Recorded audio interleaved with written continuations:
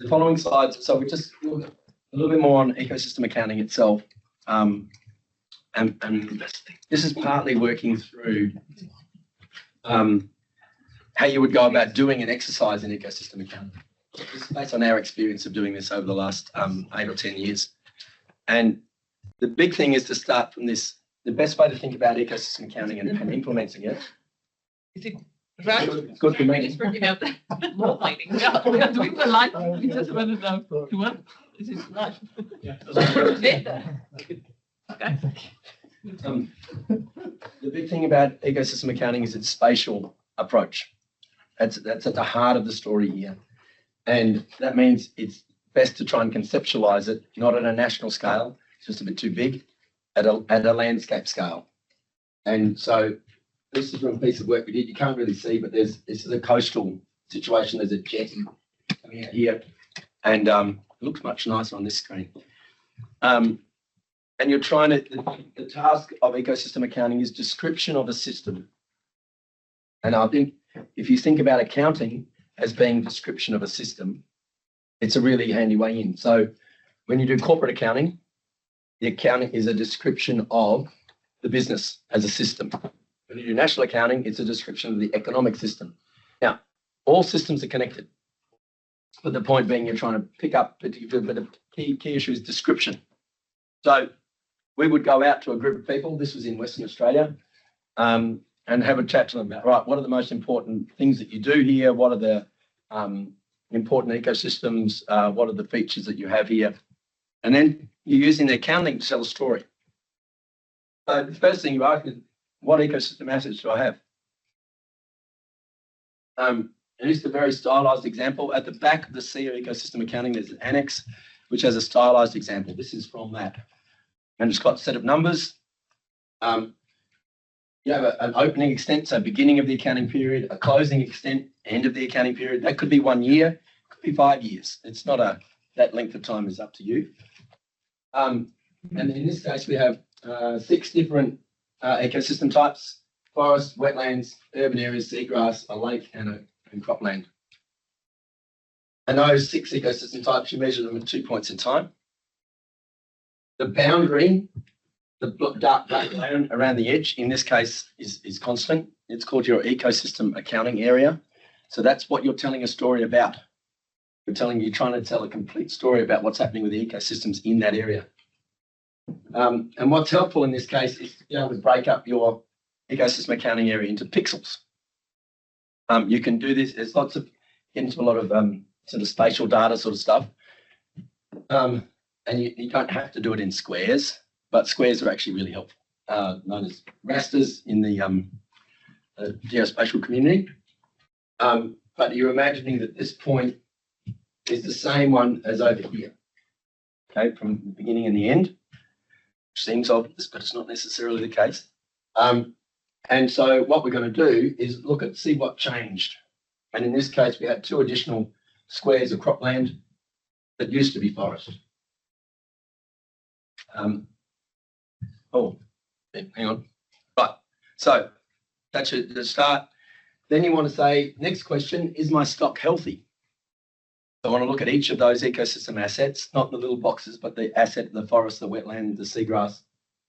This is for forest. And we come up with there's a 3-stage process. We have some different characteristics of that ecosystem.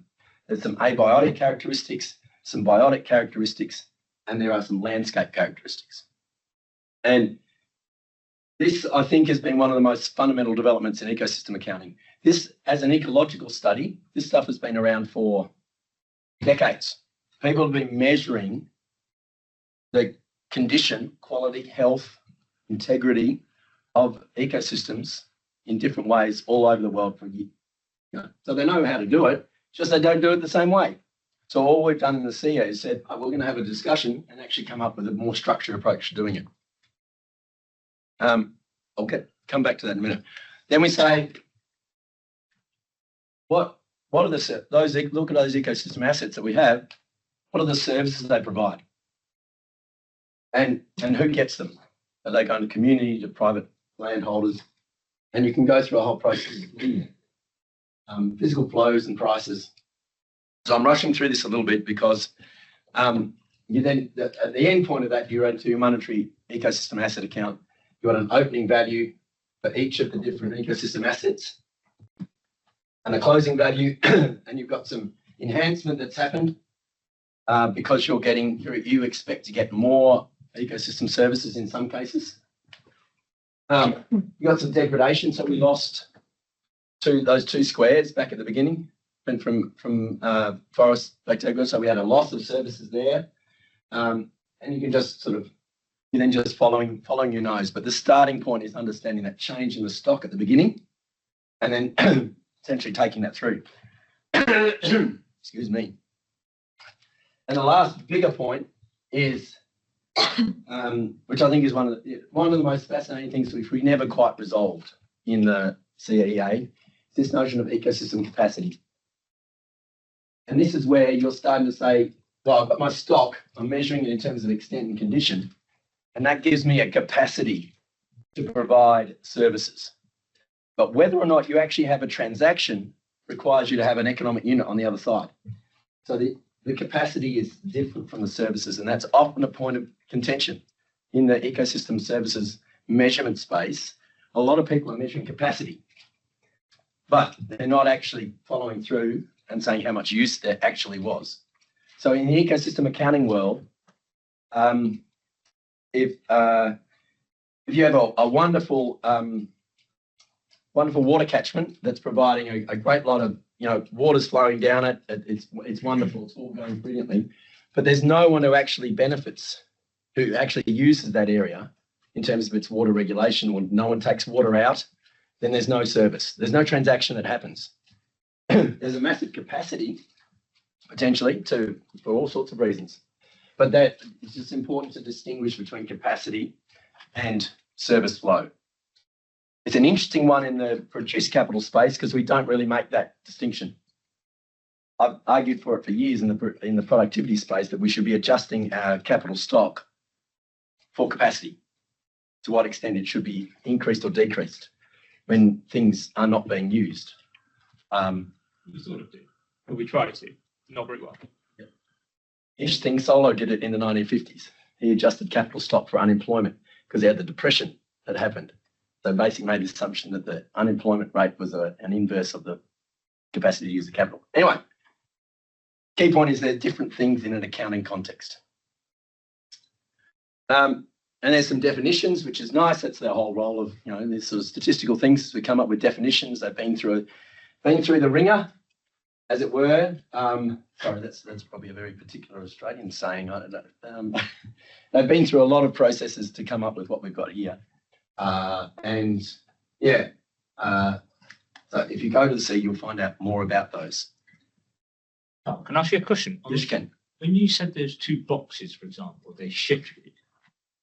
And obviously, if you look at the two individual accounts, you'll get a positive side and a negative side. Mm-hmm. Do you allow for like positive and negative externalities between the accounts beyond just the shift? Because they would be different because the role that they're playing has changed. So let's say, for example, you've got a forest, you've cleared the trees and you've got the land, you've tidied it up and you're now providing it for recreational services. So the benefit where the forest was, you walk through a forest and it's nice and pleasant and you're happy. Whereas now you're getting recreational services for people who are really going to enjoy that. So there's different benefits. So you've got an externality on one side, which will not be equal and opposite as a positive on the other side. Is that sort of thing allowed for? So this is the distinction between the sort of the environmental economic analysis, impact analysis, and the accounting. So what you want to do in the accounting sense is say, over this accounting period, it was forest, and we got this set of ecosystem services. Over here, it was something else, and we got this set of ecosystem services. If you want to then do an externality impact assessment, you compare those 2 points. Whereas what tends to happen is if you do a sort of more direct impact analysis type of thing, you're often then looking at the marginal change in something more directly. All that accounting is doing is sort of description first. What happened here? What happened there? You could imagine what you could also do from an accounting point of view is describe it at one point in time And then for analytical purposes, so let's say current is now, and then you say, well, in 50 years' time, we think it's going to be this. And then but you're describing the same, you've got a different set of benefits, and then you're doing the, scenario analysis. So I think it's about sort of rationalizing the role of accounting as a descriptive tool to say, this is what's happened over time. And then letting analysts go about, oh, well, okay, if you want to say this, and if I did a marginal change here, that would, and all that sort of stuff, which they've been doing for years, but without using an accounting data set to underpin that. You just showed the monetary the last one, yep. Table, and we saw like a decrease there in the between opening and closing, and we can't say that we can't say that number because of course like the value ecosystem is has decreased. It's like a negative externality. That's not something that we can say or.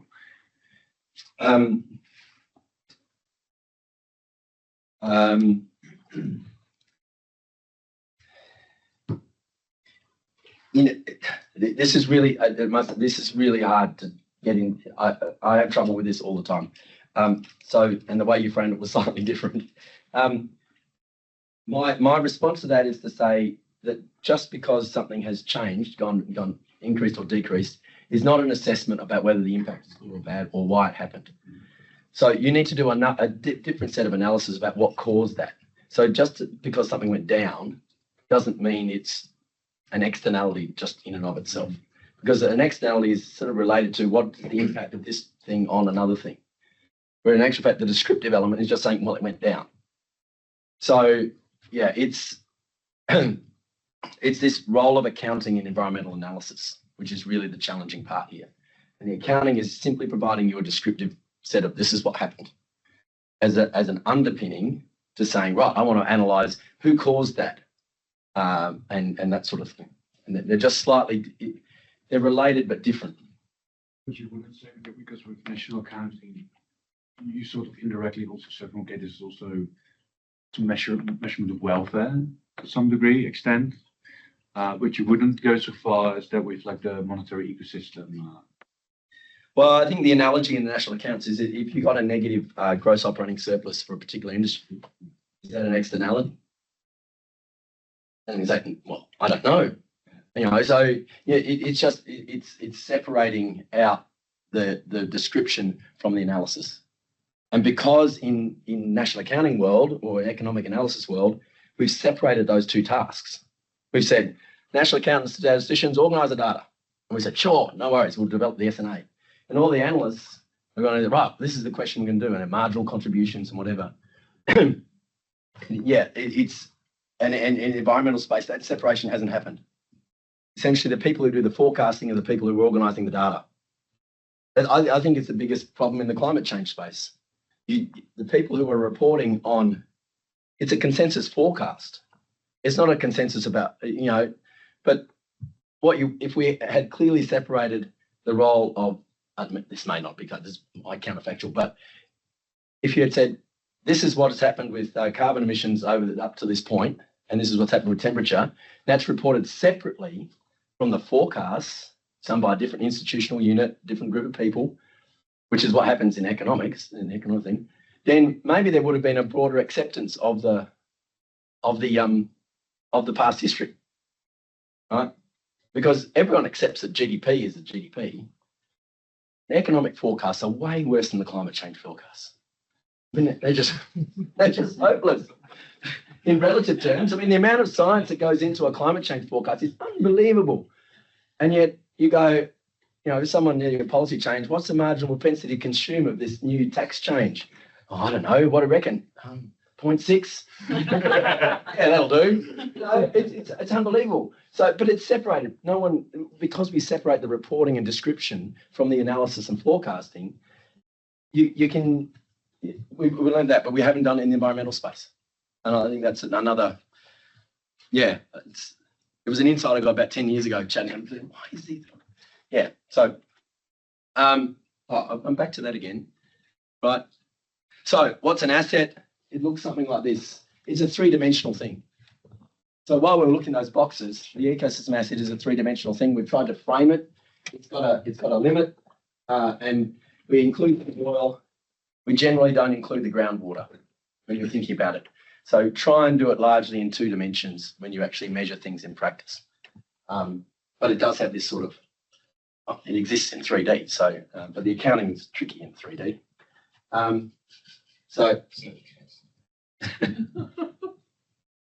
But we came up with a definition, which is really quite nice.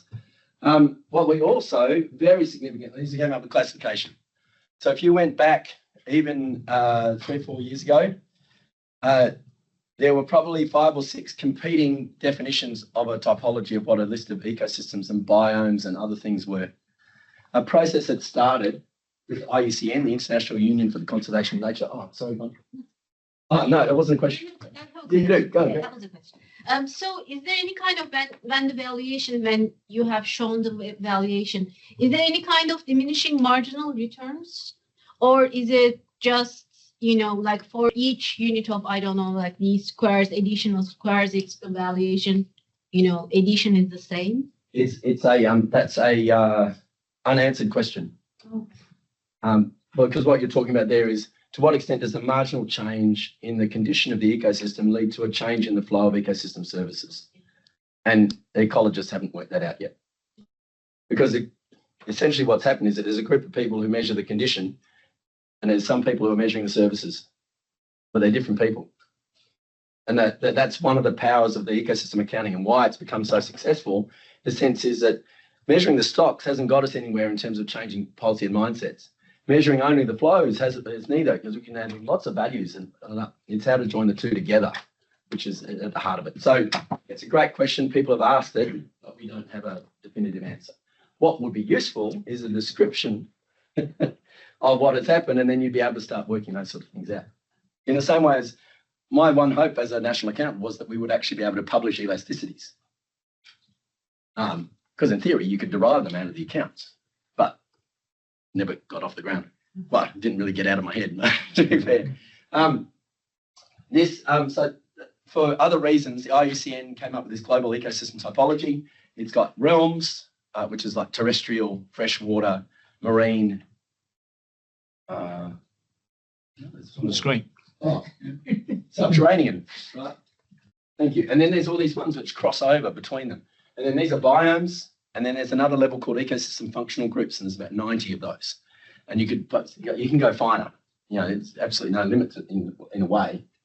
But it's a standardized approach, and it's now that it's been adopted. It is increasingly being adopted worldwide. It's adopted in the SEA. It is now its own statistical classification. It was adopted in March at the UNSC meeting, which is really huge for a scientific classification to be adopted by the statisticians. And how that works. So that's been one of the wonderful joining togethers of things. So, and this becomes a really critical thing, because it's like Isaac. If everyone's talking about manufacturing, then you got a chance, and you know what's in manufacturing, then you can compare the numbers. And this is that starting point for from the environmental data side. So this is statistics coming to play in the environmental data space. But that also helps is data collection. Yeah. Well, because you now have a basis on that. Yeah. Well, can we compare different methods? So that's what's happening. Is the best way to measure, and essentially there's 2 competing things. So that's your. So I'll just do this quickly. This is your different classes in your extent account. These are different ecosystem types, and then you have an open extent, closing extent, and changes. So that's just a basic asset account, but just looking at all these different across the different ones. Hang on. Sorry, I just wanted to. Oh no, that's how I did it. Righto. So this is an example. It doesn't come up as well. It's quite good here. This is done for Uganda. So it's basically the 2 main approaches you can use to getting these ecosystem types and populating it. One is to use ecologists go out and they say, right, this is the area, this is the edge of. They've got all their rules about what characteristics they need, and if it stops being a forest and becomes a grassland or something in the, some of them are a bit more obvious than others, but they have a whole lot of ecological characteristics they're looking for, and they go out and map. And actually in Uganda, someone had done that in 1960. They'd gone and done a complete mapping of ecosystems in Uganda. The other method is to use remote sensing satellite data. using vegetation cover as a proxy for the edges of the ecosystem types. That's obviously, you can get it, but what we know is that it's not as good as going on the ground, which is not surprising. So the question is, how do you, balance off the benefits of one or the other? And that's one of the ongoing discussion points. But this one was done, so this was using land cover data from a satellite, but combining it with the information from the 1960s. So we did it for quite a few years, actually. They had a quite nice, this is a project we did with UNEP WCMC, World Conservation Monitoring Centre. So we've got a time series, and it's obviously hard to pick up the differences here. But I guess it's designed to show you what's possible. And you can put it into tabular form as well. So you've got space, because you're looking at these little boxes, little pixels, rasters. As long as you've got your rasters in the same place and you're measuring it at 2 points in time, whether it's tabular or whether it's spatial, you get the same, you get a consistent sort of thing.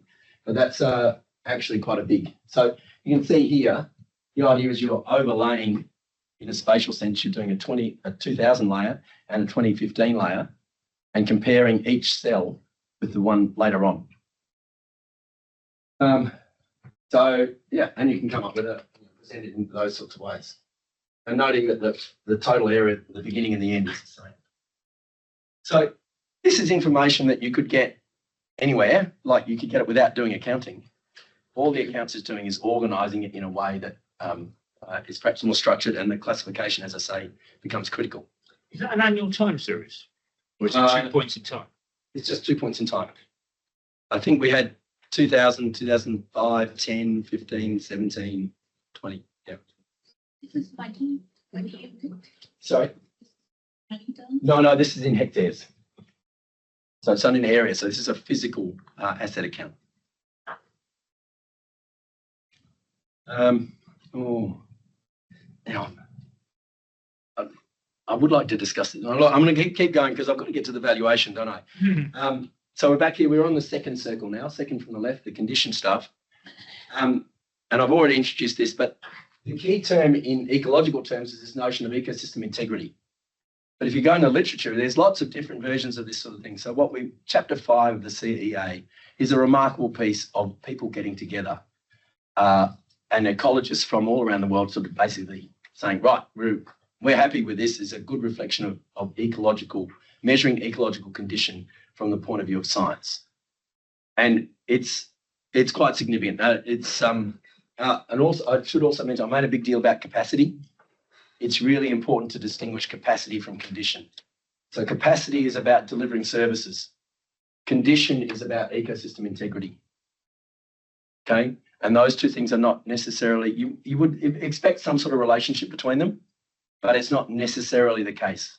And in my view, some people have said, well, we don't need to measure about condition. We're just worried about capacity for accounting purposes and economic analysis. We're just worried about capacity. And my view is we need to know some independent assessment of the quality of the ecosystem, independent of what it's being used for, in effect. It'd be like doing, the analogy I would make is doing an engineering assessment of your house. It can still deliver ecosystem services quite well, even if it's got some problems with damp or the foundations aren't brilliant, deepen it and do all sorts of things. But you want to know something if you were going to buy it, you want to know, what's the structural integrity of the building? And that it's different from the capacity to provide services. Another analogy, because I quite like this one, is a bucket. You have a bucket which is in really good condition. It's got no holes, nothing. Wonderful for carrying water, equally good for carrying rocks. But a bucket with holes in it, still carry the rocks, is no good for water. So your capacity notion is not, it's somewhat a function of condition, but it's not always one-to-one. If you didn't use the rocks in that bucket in the first place, you might not have got the holes. So let's not take it too far, Sanjeev. Couldn't resist. So this one I flashed up before, and it's just to explain that there's 3 stages in doing this condition assessment. One is, I guess one bit that this is stage 1A, is select the variables. You need to talk to the ecologists find out what do you think are the relevant variables to assess each ecosystem type. And that's a fantastic conversation to have. Getting them to agree is difficult, but it can happen. It's actually been a wonderful example in India on ocean accounts that we're doing with them at the moment. And they got together and they said, well, you could have the simple version and we'll give you 4. The ecologist said, we'll give you 4. Or you could have the better one. We'll give you 12 indicators for each ecosystem type. And then, but you could really do this really good one. It's got 40. So there's none of the data was, there's data limitations, but nonetheless, the ecologists will come up with stuff. So this is meant to be a structured approach for doing that. You go out and do the measurement.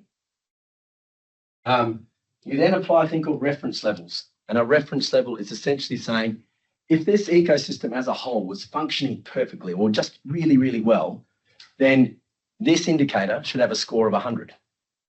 If it was really bad, it will get a score of 0. And so you take all of your, so you can see here, this is done index to 1. So you go and observe the variable, but they're all in different units. So this is soil organic carbon, tons of carbon per hectare. Tree species is based on the number of different species in the ecosystem. This is a forest ecosystem.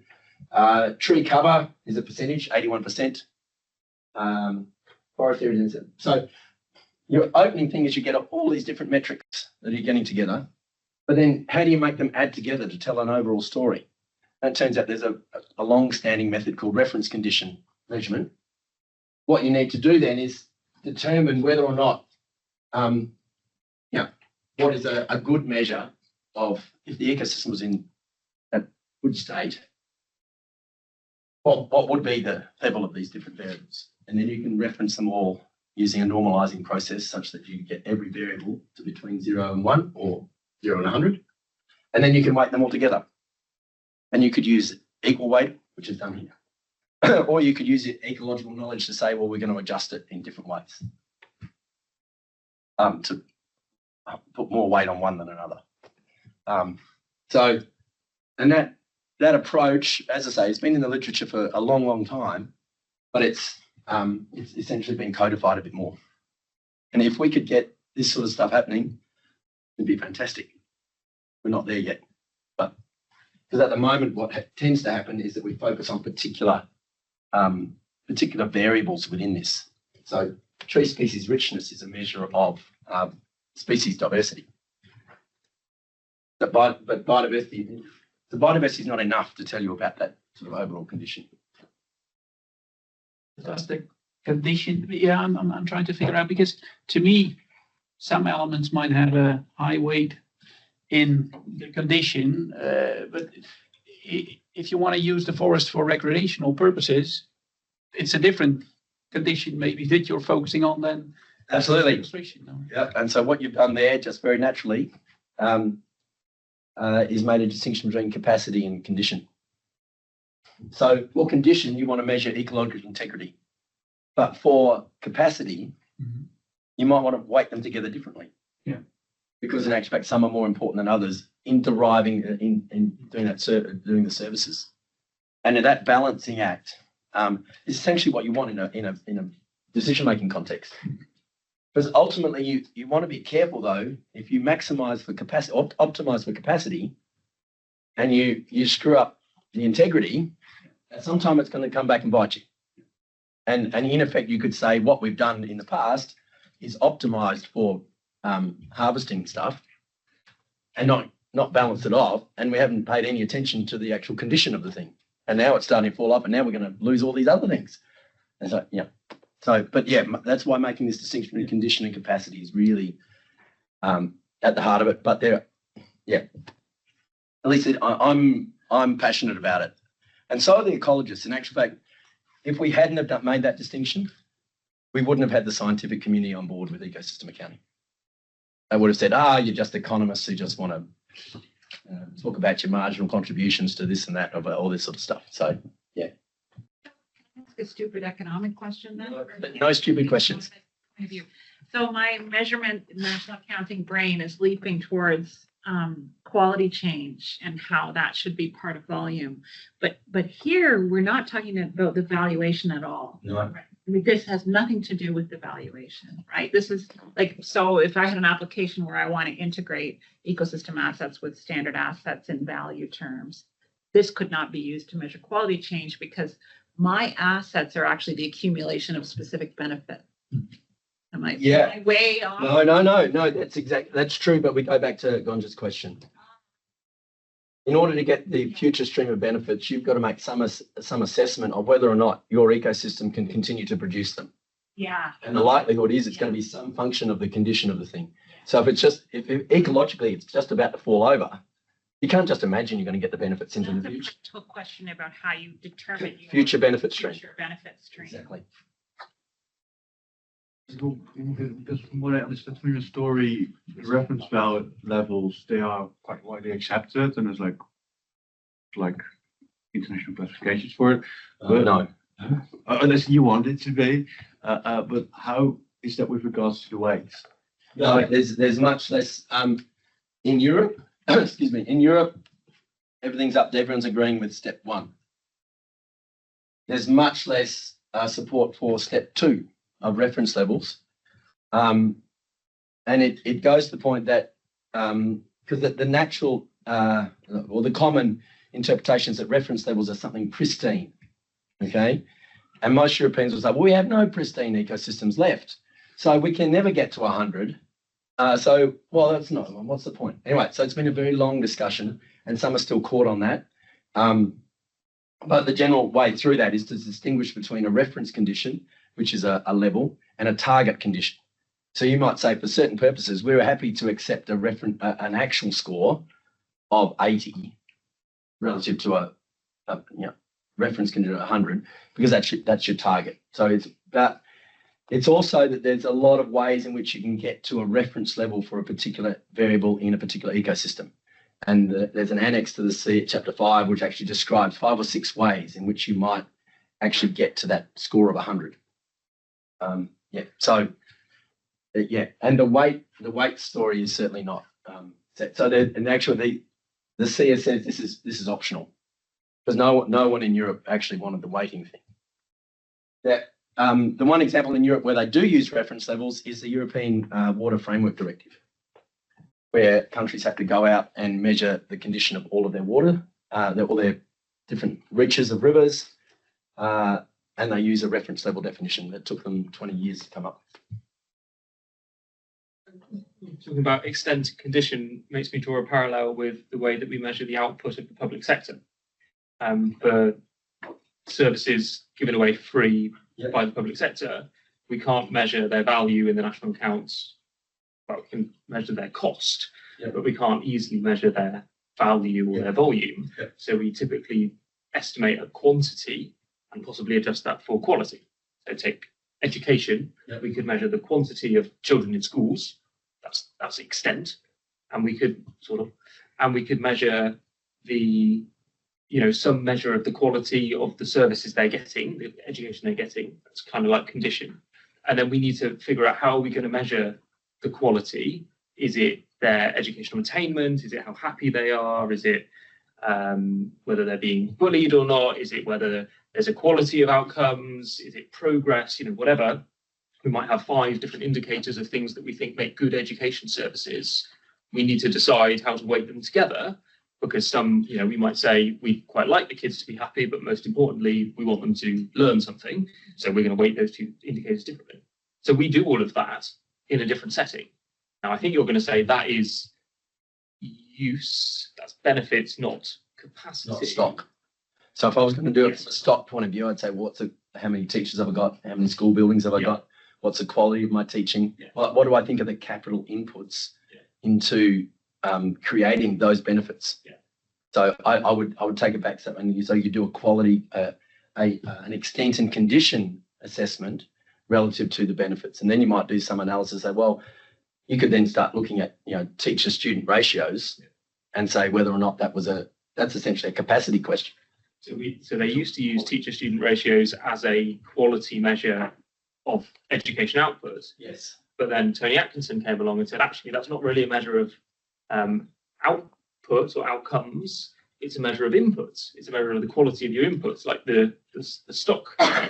Is a- Well, yeah, but remember, it's a quality of the inputs, but not the stock. So even the services provided by a teacher to a student is equivalent of the contribution of the human capital teachers to the education service that you're delivering. So the question, the student teacher ratio is more a question. It doesn't tell you something about the stock. it does. Yeah. Tell you about the quality either. Yeah. So Somewhere in between. but there's somewhere, I guess the thing is they're all linked in a way, but I think it does beg the question of that one of the challenges in this whole natural capital, human capital space is how to get the discussion to start from the stocks and distinguish it from the services and the outcomes and that sort of thing. I think it's interesting that two different measurement communities are both talking about how do we weight different indicators together to get to a measure of quality. Independently, Yep. in national statistical institutes, they're not talking to each other. And actually, there's quite a lot of common, not in the subject matter, but in the statistical methods and framework, is very similar. And maybe they should talk to each other and learn something about it. Absolutely. I couldn't agree more because the maths is the same. So this is more detail on the condition typology. There was a real quite breakthrough sort of development. I'm just going to jump over it. To give you a bit of an example, this is also from Uganda, Lake Victoria. So over a series of years, they've got some abiotic condition indicators of the lake itself. The temperature, dissolved oxygen, turbidity. They had another one around invasive weed coverage, which would be to do with its biotic characteristics. And you can see here, there's not a lot of data in that one, but they decided that, if we looked at these sort of water hyacinth and caribou weed, then that would give us, as that increased, then we'd say the condition was going down. And then fish breeding areas. So it's just to show that you can organise this data. And the question of how you establish reference levels and do ongoing monitoring programs and all those sorts of things. But it's very conceivable. It struggles from the breadth of resources which are allocated to it. Well, and the coordination of data.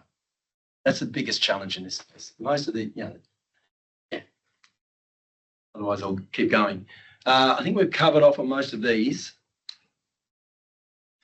What is interesting as well, so the last point here is it the last point I wanted? No. So that in Australia at least, and this will be true in other places, a lot of ecosystem types and more generally have methods like this which have already been established by government to use. And they're used for maybe environmental impact assessments or other types of things. They're just never used and thought about using in a statistical context. So to your point, Josh, about getting people to talk to each other, this is another key area where you can use what existing stuff that's out there, try and then the role of the stats office or the government is a coordination one and getting some sort of standardization into things. That's what they've also done for measuring public sector productivity, public sector output. You want to know the quality of the education system, you go and speak to the education policy department and say, what do you think makes good education? How do you measure it? And then bring it into the statistics. Yep. Same thing. Yep. I'm going to give myself a little break for a second. Imagine yourself in a situation where you've got, I was going to say your local park, and a lot of you came up with ideas that were sort of there. Can you have a quick chat in groups of 2 or 3 about what sort of things you would look at that you think you would look at as economists? How would you know whether or not your local park was healthy?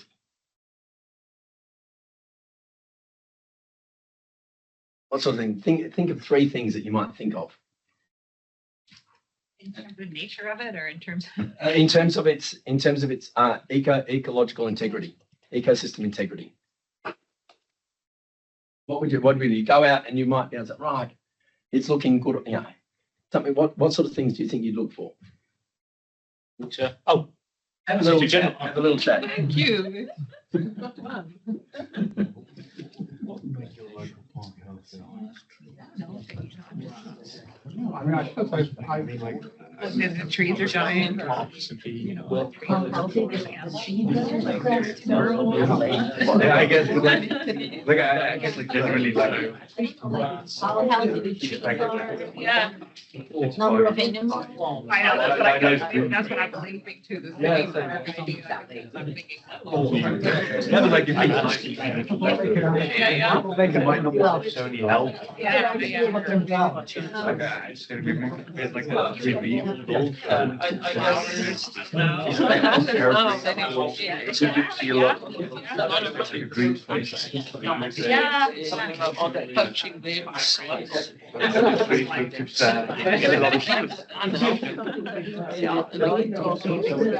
Right out.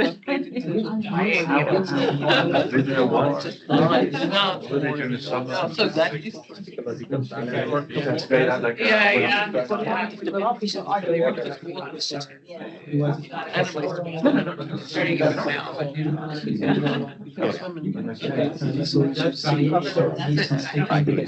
There's so many different types of. For my Local park. That is, you know, like it. yeah. Well, except the Ottawa area. Yeah. They're very different focal parks. Measuring. Traditional park, I guess. Or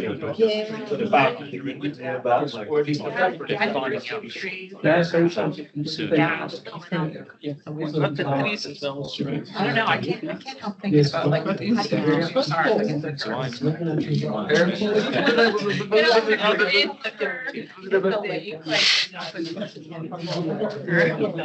Maybe that's a good assessment. Every trail walk. So like, it's a very good aggregation. I think that's a very good assessment. Yeah. I have some strips still. Yeah. You have? Oh,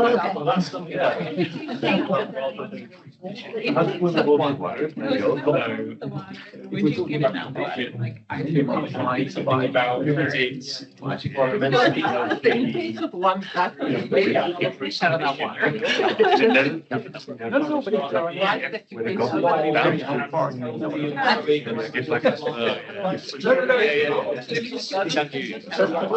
Let's say. That's a good question. That's a good question.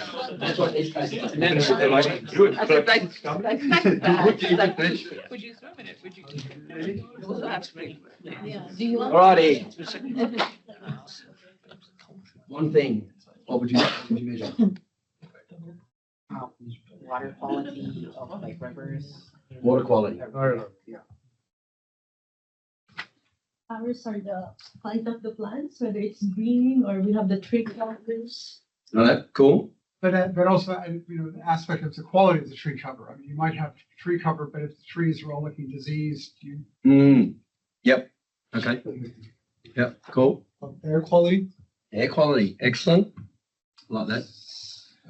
I don't know about in Japan, the two kinds of the artificial forest and nature forest. So, reducing the artificial forest and nature forest increasing more and more. So, a lot of troubles. Bears, a lot of bears and deers and animals. Yeah. Your species over there. Yeah, great. Yeah, I think I was going to say the same thing. Health of the animals that are living inside. Yeah. The water quality. Also, insects being in your area. Yeah. Humans or animals. Except for mosquitoes, no one likes them. Yeah, mosquitoes is the one we don't want. They probably do something that's good. Yeah, they do something that's good, but the part that I know is not good.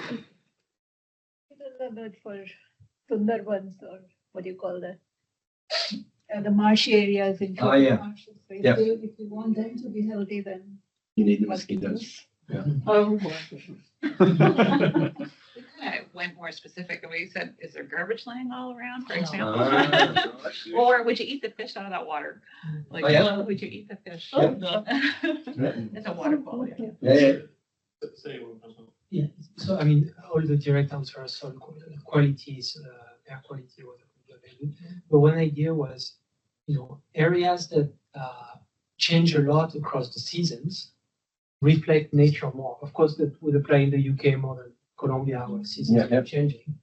But it means it's more. Yep. Pulsing.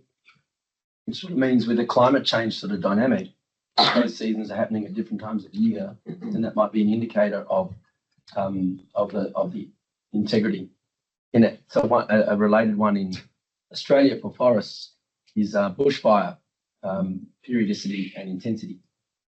To the extent that there's normally about like a 15-year cycle, apparently, that you would expect a bushfire to happen almost anywhere in the northern half. To the extent that that's becoming shorter, it's an indication of a loss of condition. Yeah. We thought you might need different indicators or different reference levels for different seasons. Yes. If you were going to measure grass coverage as a measure of quality, you wouldn't expect the same grass cover in summer as in winter. So, in fact, if you have the same grass cover in summer and winter, that might suggest something wrong. So having seasonal variation of the appropriate amount is what you want. Yep, and that's one of the challenges with remote sensing. One of the big indicators you can have is a thing called leaf area index, which satellites can measure because they can measure the amount of leaf area. But if you've got deciduous trees, at certain times, well, the leaf area index is going to look terrible. So you want to be understanding the pattern and the cycles and seeing how is that changing over time as part of an indicator of the condition. Everything. I think most things that we saw were covered. This is what happens when you get to the end. But there was a couple of things. I mean, litter, we said like number of bins, for example, but then location, city, urban, rural. You need to do the investigation for ask questions to find out. You could have a park in the city, which is really, really nice. But actually you could have a park in a rural area that's not so nice. Surroundings, like if you're next door to a nuclear plant, for example, that might have an impact on your assessment. Or the quality of the health of the park. Yeah. But then you'd straying into capacity. Yeah, true. But so I think what's really important is that is being able to then think about the stop from almost a year 7 science point of view. You're not doing anything that's leading edge biology sort of measurement in university or anything like that, or ecology. You're doing something that's just basic. What can we observe in the landscape about whether or not this is good or bad? And we have a sort of an inherent feeling about this. And all we're doing here is just teasing that out a bit in a more structured way. So you don't need, now, the good thing is that there are people who do this for a living, have been doing it. So as economists, we don't need to answer these questions. But the point of ecosystem accounting and part of SEA is to enable, in this sense, a statistician or someone else undertaking it to be able to engage meaningfully with an ecologist. So you can say, okay, if I'm going to the ecologist and the ecologist comes back with something, you go, oh yeah, well, so, but how do I ask him the questions? Him or her, the questions about what I need as a data gap. So that's one of the tools of the CEA is a translation between your science on the one hand and someone trying to put together some coherent data. When you're making the choices about the typology, there must be a feasibility question in there, like, can we actually measure this? Like, can we actually measure this particular characteristic? Yeah, absolutely.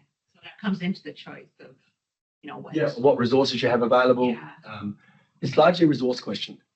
It's very difficult to find something that hasn't been measured before by someone in some way. How often and is it possible? And are they using similar metrics? Do they use, are they using remote sensing? Are they using some other on-ground measure? What are the options? But that's a methods question, not a. Just that, no question is stupid, but this one might be. You never know. Exactly. Just give me a chance. No, is a city, is it also an ecosystem? Because I think we are only focusing now on forests and wetlands, but then if you look at recreational services, people might like to go to London instead of Luxembourg maybe 2 years ago, which is a bit more boring. I'm just curious, is a city, is that an ecosystem as well? Yeah. The way that it's come, there's a category in the IUCN Global Ecosystem Typology, which is anthropogenic ecosystems, which are essentially heavily modified by humans. Yeah. So that will include agricultural land, plantation forests, and urban areas. So urban areas, and then they also check the condition of the City of London, or? Yes. In short, yes. So you start to imagine that the big challenge, and this wasn't resolved either, is do you consider the urban area as a whole, like the outer edge of London, or do you break it down into the areas which are housing, the area which are park, and look at the condition of each of them? Now, the condition of the housing bit, probably say 0. There's nothing ecological going on here, so we'll give it an ecosystem integrity score of 0. But the park, that might actually have some things. But there's a lot of talk about biodiversity corridors, planting of trees and other things that if we excluded urban areas from the discussion, it would be, I think it misses then the comprehensiveness sort of story. So they are in scope. They're considered an ecosystem asset. That doesn't mean they're in 100% condition.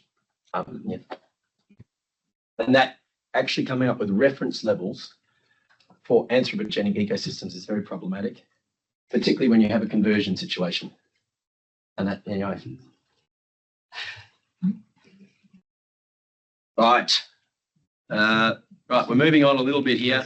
When you need to go. This is a set of ecosystem services. So there are a number of ecosystem service classifications that are around. In Europe, there's the Common International Classification of Ecosystem Services, or SASEs. I mentioned TEEB earlier on. TEEB had a list which is it's hung around very, very well. There's one in the US called Nexus, National Ecosystem Services Classification System. We basically, in the SEA process up to 2021, got all of those custodians of those different classifications and listings together and hashed out this one, which essentially one of the things that was happening was that everyone was using slightly different words for the same thing or the same word for different things. So it was just, when you start to compare across studies, it was just almost impossible to try and compare. So we've got this, what we call a reference list. This is a selected group. Now, I want to go back to right where we started the day, and almost all of you, when I asked for a sort of a nature story, it was very much about this, what are called cultural services.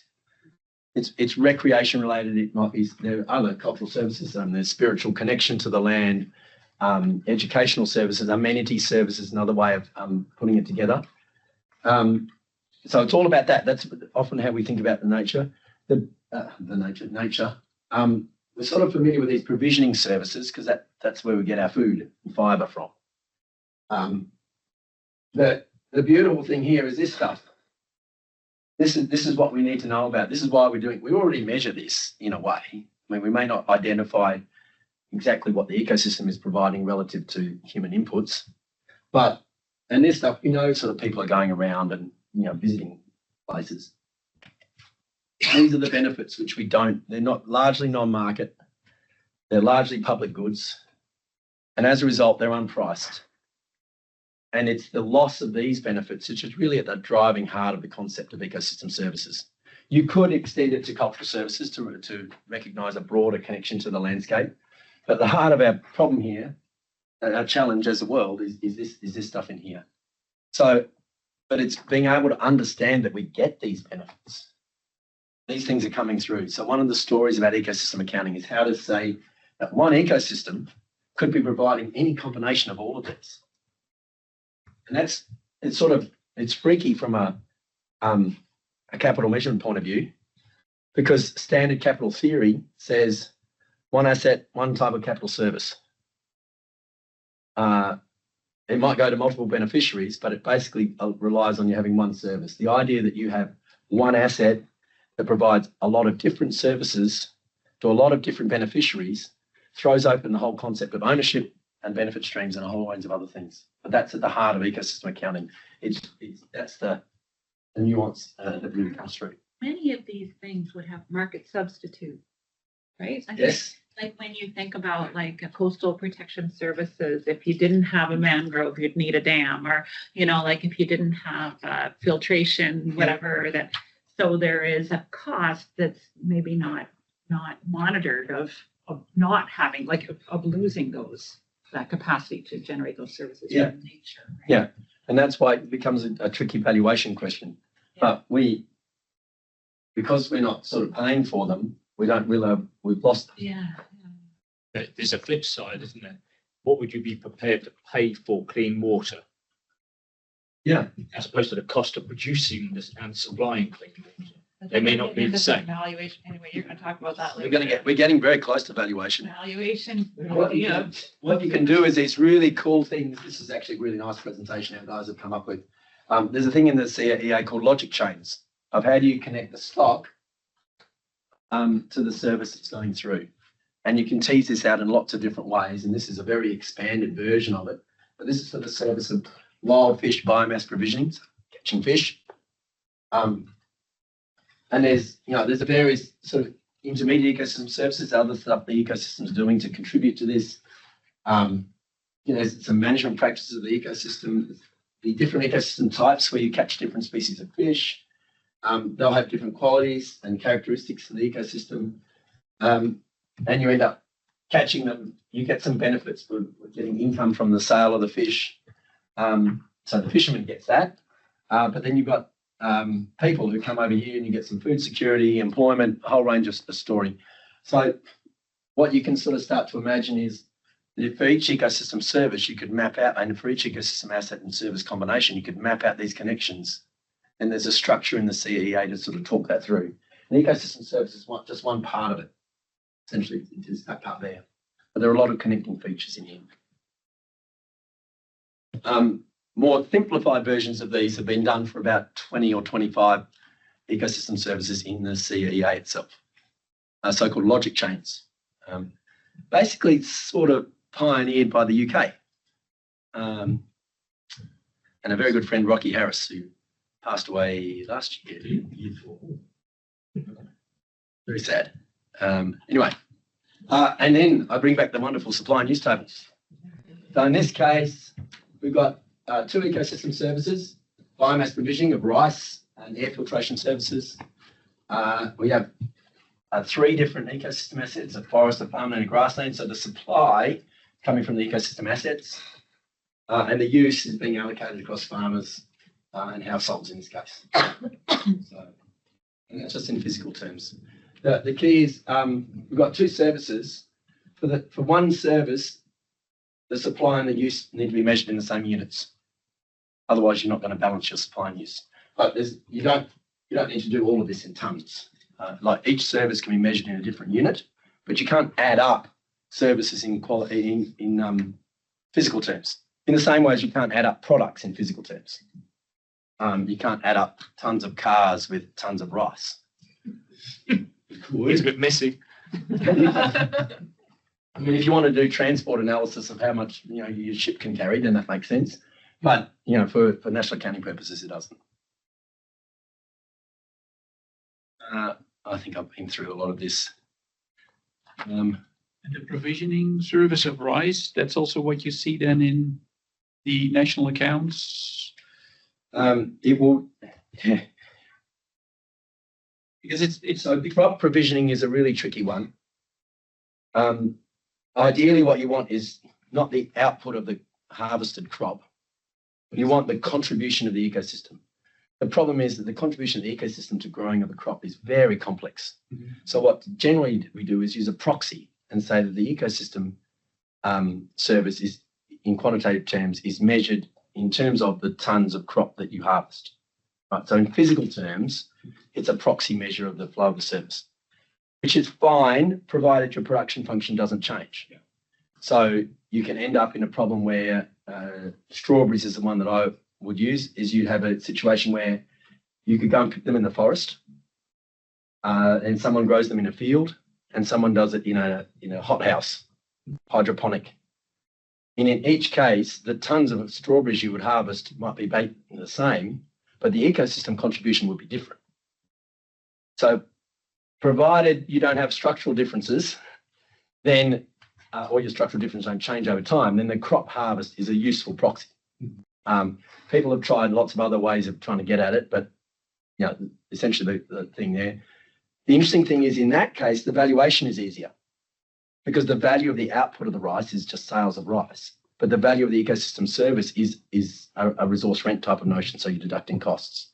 So it's easier to conceptualize the ecosystem service contribution in value terms for crops than it is to do it in the in quantitative terms. Great question, though. That's why you should grow your tomatoes in a greenhouse. I think I had a question. Right, next one. I think this might be too many. Go back to your park, having a chat. What ecosystem services are you get? Not just you. What ecosystem services are being supplied by your park? See if you can come up with 5. I'm not going to leave the list up there. You're going to have to make it up. Use whatever terms you think make sense.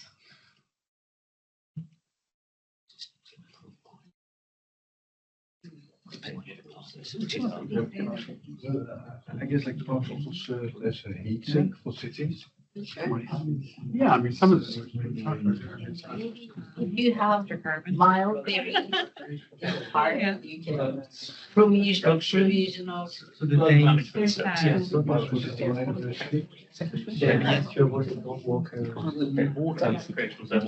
Yeah. I'm trying to remember what all the services were. Service that I get for right. No. I don't know. Yeah, the women are. I don't remember a little bit. I think so, like it's also like Was in the contract, yeah. Is it any the Yeah. differences? Can we get this So, Yeah. The other one. Okay. Not exhausted. Yeah. Wild references. Oh, yeah. I will try I mean, if there are trees, it's great. Maybe the So not the mosquitoes, but I mean, for the, sort of birds and butterflies. the city. Oh, yeah, probably will do pollination. Yeah, this. She got like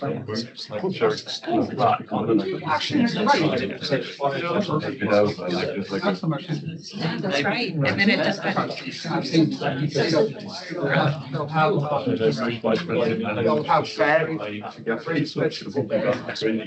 What are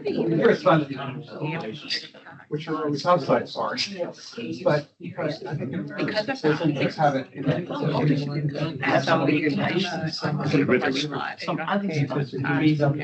Highway and. So essentially, if you think about it, the park is also fluctuation. Yes. In the summer, because of. I don't think. Naturally, There are some rivers in some parks. that's what I'm thinking. It's not really. Yeah. Talk to the people inside.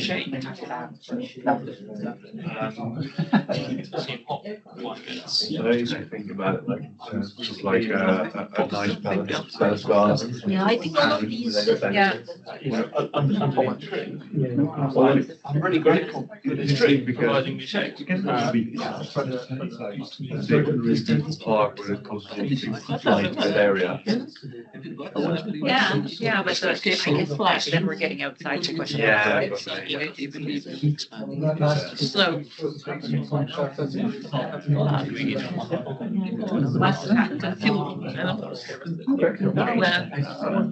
but I think I mean, certainly one of the oldest houses. I think it is a good part of the process, right? Because at least in the park, which I used to like have a cane. So it's Oh, yeah. I think the depths and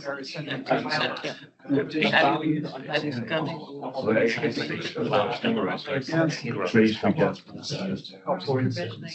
So that's the case of being. Very children. Biomass to Does renewable, that- does that include animals? Yeah. Like Presume. deer? That's- Animals, no deer, like, you know, that people hunt. So the ground is actually, it actually ended up with people. That's, yeah. Parkland, the more parkland you have, it actually makes people. To animal production. Sorry, I can't help it. All right. Let's get some quick, this is great. You did a great job chatting away here. One service. Greening services, Which ones? the berries. The berries. Okay. We talked about shade, Nice. trees providing shade, Yeah. which is not on there, I think, but Local climate regulation goes under. we like shade. The great one. It's one of the ones in the EU legal requirements. There's 7 services in the EU's required reporting, and local climate regulation is one of them because of the health benefits of reducing urban heat effect. Just made me think of Washington DC, where they don't let you cut down trees in neighborhoods, you know, because it's the shade and the. Right. Yeah. I think, go ahead. We also did like a water drainage. Uh-huh. These cities where. Yep. No, there's flood control, but there's also another service called water regulation, which is just the role the ecosystem plays in regulating the flow of water and keeping so-called baseline flows. I picked up a lot of ecology. It's pretty shallow though. Yeah, you go. Okay, so you can also have animal control, the number of animals that should be there, so that your biodiversity is not out of sync. Because if there's too lot of wild animals eating all these animals, and there's not somebody maybe, or even if there is too much wild animals and they kill all the other animals, so you must have some control. And if you want people to come hunting, then you must also be careful, because you must give them a license, and they may only because you must the animals must still keep on going if Yeah. you let them kill or something like that. So the service is hunting. Hunting. Go. Air cleaning, I guess. Air filtration. Yeah. Yep. And I have one more thing regarding the DC trees. So someone died very recently because while she was actually running in one of the parks, the branch fell and they didn't really check it. You know, it looks like it was like the tree was dead. Yeah. So then someone died. Yeah. Population control services. We don't have that You one. can bring that up at your next discussion. That's pest and disease control. Yeah, pest and disease of them. Kickable service, like tennis court. Yeah, okay. Yeah, which is a sort of a recreation related community services sort of idea. It gets to the point as well, back to a multiple capitals framing, when you're in this local park context, your ability to access particularly the cultural services is often a function of produced capital. So there's, but we don't, in that situation, we keep on measuring the ecosystem services as the number of connections to nature. We don't, not unlike the crop provisioning one, we're still saying that, you know, even if they provide toilets and a pickleball court or something, that's not reducing the amount of ecosystem contribution. It's mental health after say that. The mental health then becomes a benefit, Then and health benefits generally become the benefit that you get from it, not the service itself. But that's really important in terms of valuation, because then you're working with valuation, you're sort of working back the other way from the benefits and then working out what the ecosystem is contributing to those benefits. Sorry, pollination. pollination, yeah. Yeah.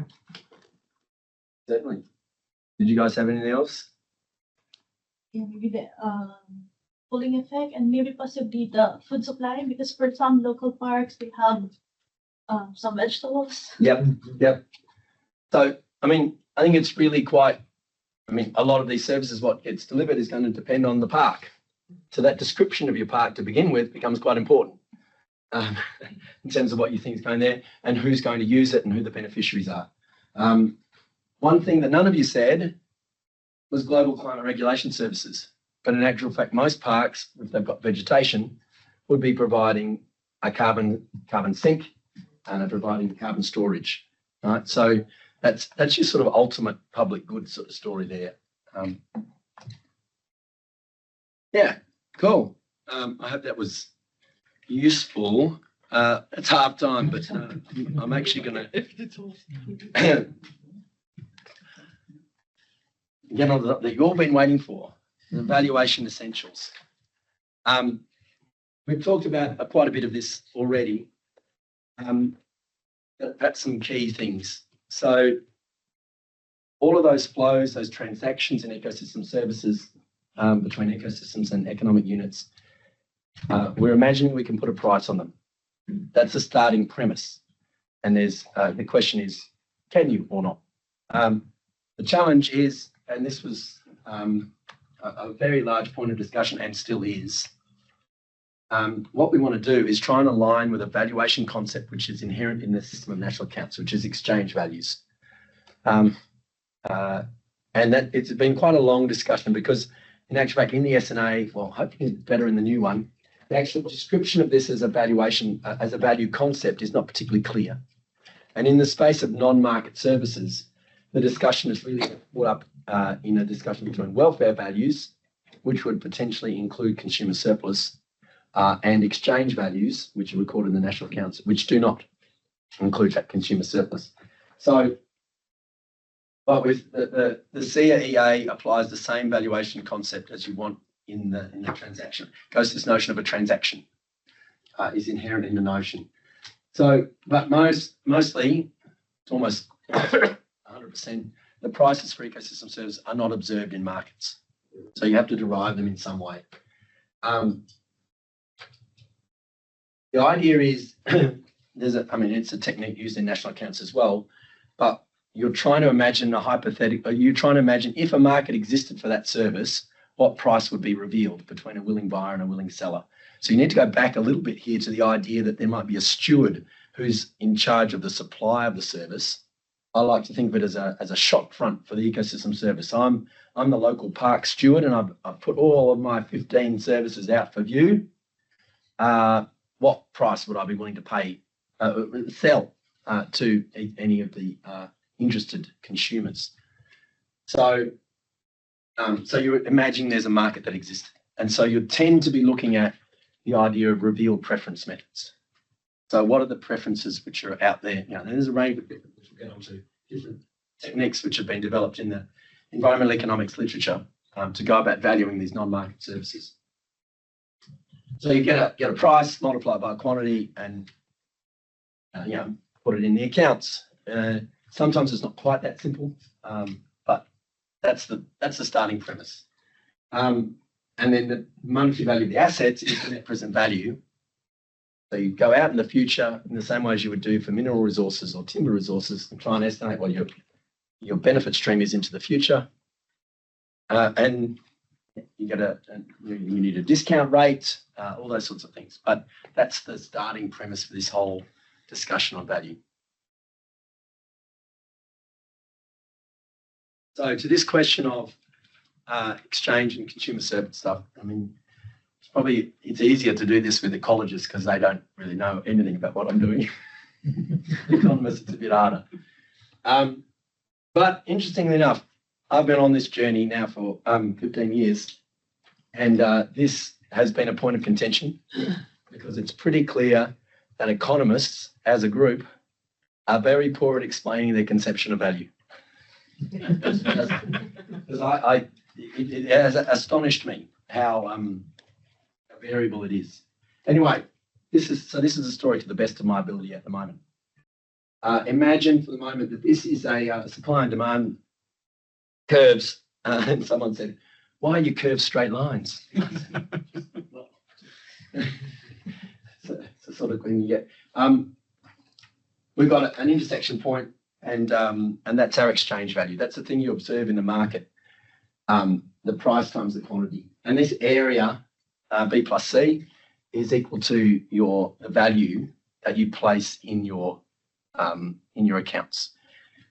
There's an interesting question. A lot of the discussion has been confusion between price and value.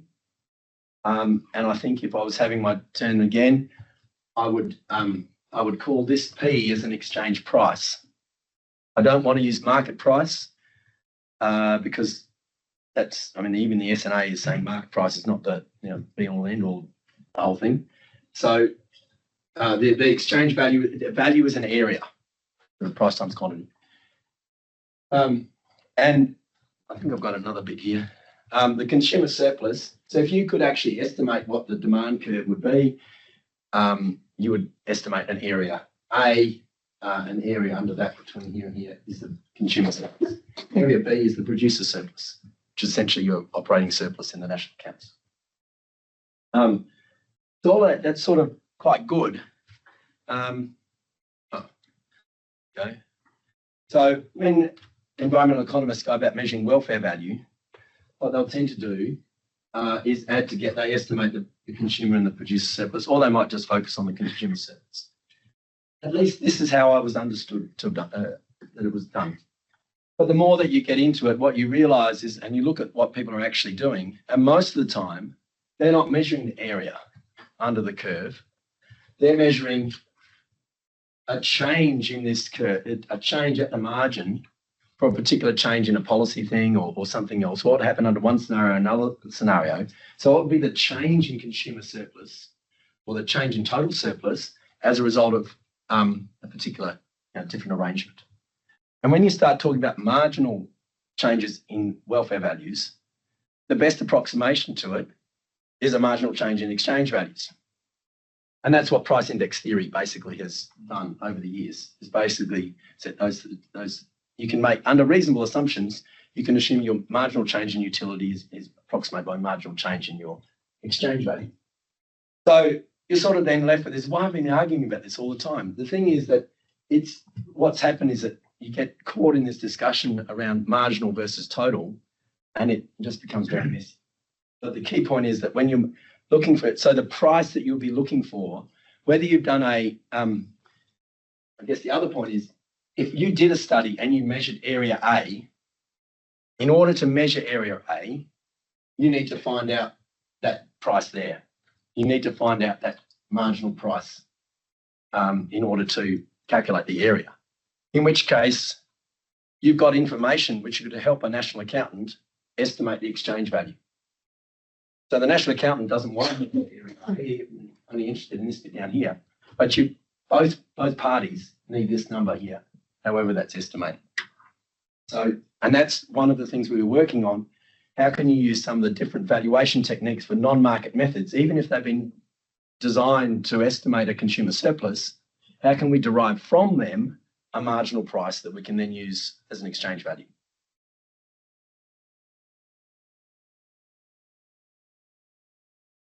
So these are the 5 groupings of methods that we came up with after discussing things with the environmental economics community after about 10 years. And essentially, it's a hierarchy. You should start, if you can do 1, you do that first. Then if you can't, move to 2, move to 3, 4, 5.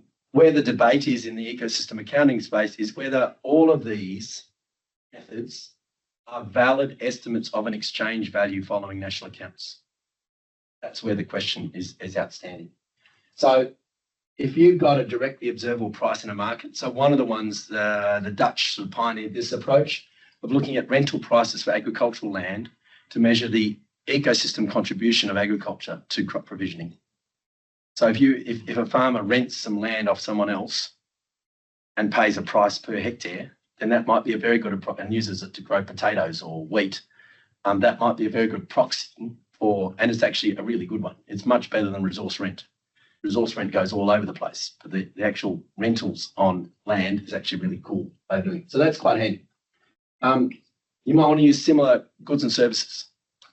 So this would be in exactly the same way as the national accounts would do this for barter or for in a whole range of sort of subsistence production situations, where you'd look at a price on a market that was revealed and you would somehow back out a price that would be that would be relevant. Again, yeah, this one, sometimes there's not a lot of distinction between all these because the economics underlying it is all exactly the same. It all comes back to that supply and demand curve. So you're all trying to estimate the same thing. It's just people are, how well does it estimate? The third one is there a price on the market where the ecosystem service value is embodied in it, but you just don't know what share it is? And it turns out there's actually quite a lot of, so resource rent is an example of that type of thing. You've got a production value, you subtract the cost, you get a resource rent, unit resource rent price. But there's also more sophisticated ones, productivity change, looking at marginal changes in output and the distribution of ecosystem services. There's a lot of studies on that in the agriculture space. Hedonic pricing is perhaps one of the more sophisticated ways you could do it. So you look at, most often applied in housing situations. So you look at a house, housing value, total value, and you try and determine what are the key characteristics, what's the characteristic space within your hedonic framing, and put a parameter on each of the characteristics. So one of them might be clean air, and that again starts to give you a proxy of how much people are paying for air filtration services. So that breaking down hedonic methods is, I mean, it's just a very high resource cost, but the logic is sort of pretty good. So up to here, we're sort of pretty close to what you would think of doing in national accounts anyway. Then it gets a bit more interesting. These revealed expenditures. So, and there's two groups here.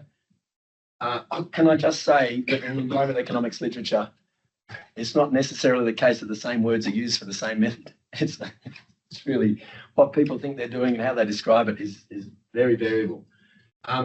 There's one that sort of we call it averting behaviour. So this is so air filtration is another good example. So you basically say someone's willingness to pay for air filtration services is reflected in the fact that they think the air quality is poor, so they've gone and bought an air filter for their house. So they're basically saying, well, I'm going to get my services another way. So that's a proxy for how much I would have paid for the air filtration services. And then there's another one on the travel cost method, which is I think is the most problematic area of trying to include this. But this is basically saying the value of the recreation service provided by a park in wherever is equal to how much you actually expend in order to get there. So essentially, your travel costs, possibly including time. Fuel, buying lunch along the way, those sorts of things, your willingness to pay that amount of money to get to that piece of nature is an estimate of your willingness to pay for those services. Right? So that's the way it's been framed. So getting back to this, the natural park example, so how would we price the shade and how would we price, I think we have an idea about the carbon emission part, like the global climate issue, right? Yeah. But how would we do the shade? The shade one, then you've got to make a link through those, those logic chains that I showed. How do you connect through? Then you have to make a connection to what are the benefits that someone's getting. So the benefit usually in that shade situation is going to be something to do with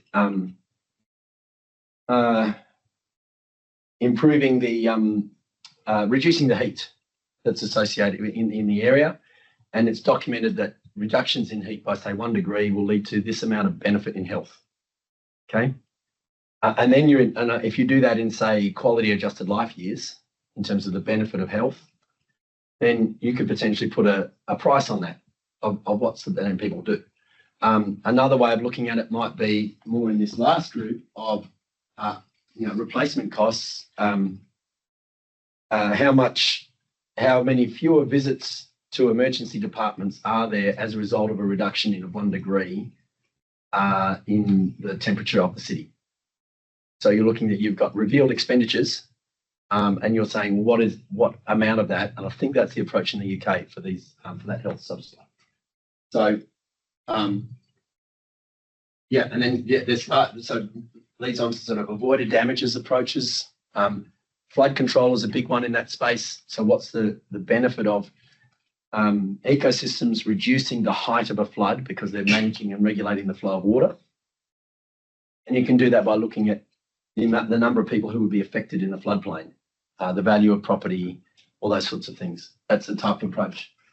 And there's a last one here, which the Spanish have come up with called simulated exchange value, which all of the national accountants loved and all of the environmental economists hated. It's quite funny. But the idea here is that you actually simulate a market. And so they've gone through a process of basically saying, well, we're not just going to look at the user side, the consumer side of willingness to pay. We're going to look at the cost side as well, sort of balance this out, create a market, and that will be the intersection will be that exchange price. Essentially, on balance, most people, the people involved in ecosystem accounting concluded that all of these methods could be potential methods for estimating that exchange price for different services. But there were some people that were not convinced. And as a result, that section on valuation in the CEA is not an international statistical standard. It's called recommendations for valuation because there's this ongoing discussion about it. But yeah, I guess the key point is that you've got that's where it is. The other broad grouping of approaches in the non-market space are called stated preference. And stated preference is where you go and find out from people how much they will be willing to pay to save a species, or how much they're willing to pay for do this sort of. And there's they get I think in the general economic space they get a very bad rap, and I think that's partly because the methodologies that were applied when they first came out were a little bit rough. But there's choice experiments and what's the other big one? I can't remember it now.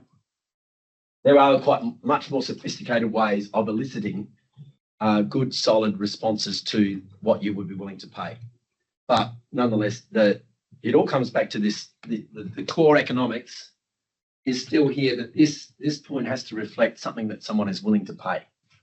You're always aiming for that sort of concept of willingness to pay.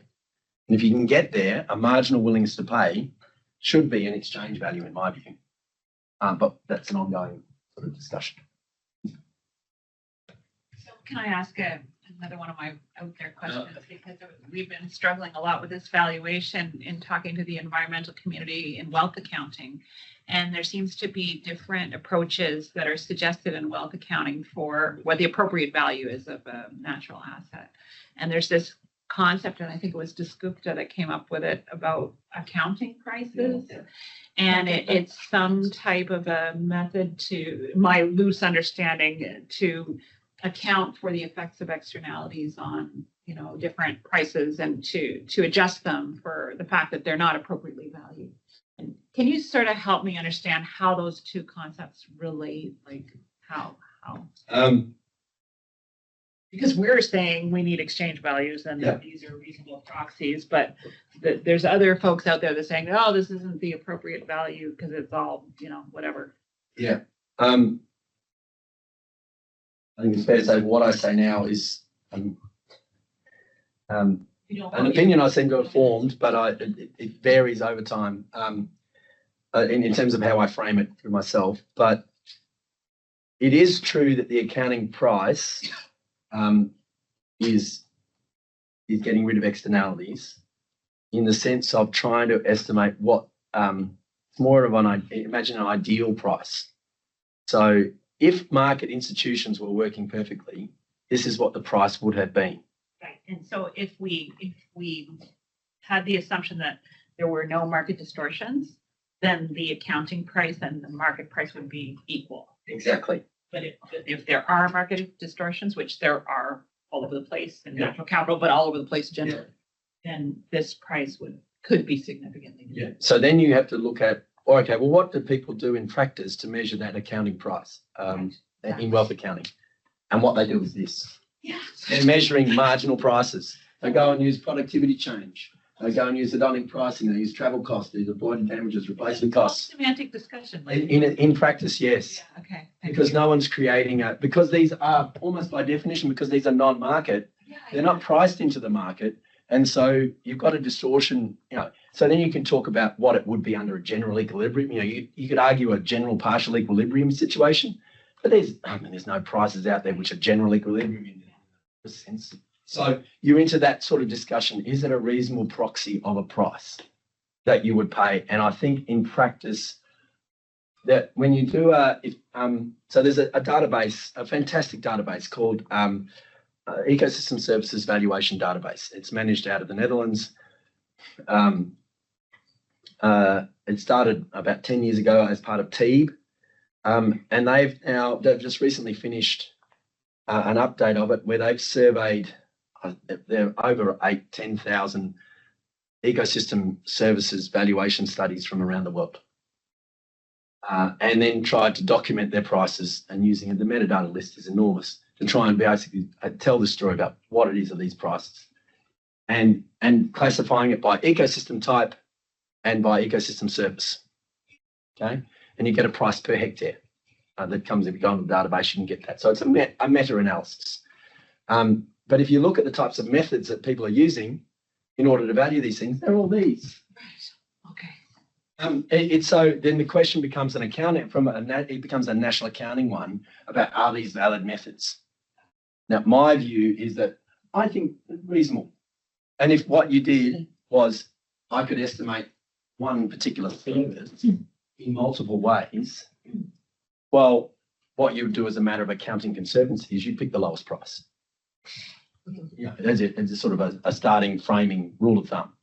If I'm going to get a massive number with one method and a very low number with another one, well, I probably shouldn't put the massive number in there because it's, But again, that's the discussion we still haven't had, because most of the time we haven't had the richness of comparing methods for the same thing. The bigger problem in this valuation space is that not everyone's valuing the ecosystem service or the same concept of an ecosystem service, because in this diagram, what's fundamental to get this to work is that this supply and demand has to relate to a particular product/service. But it gets so confusing. Sometimes people are valuing benefits, which is a different product from the service which is contributing to it. Sometimes people are valuing an asset, which is a different, it's like valuing the forest as opposed to the individual ecosystem services.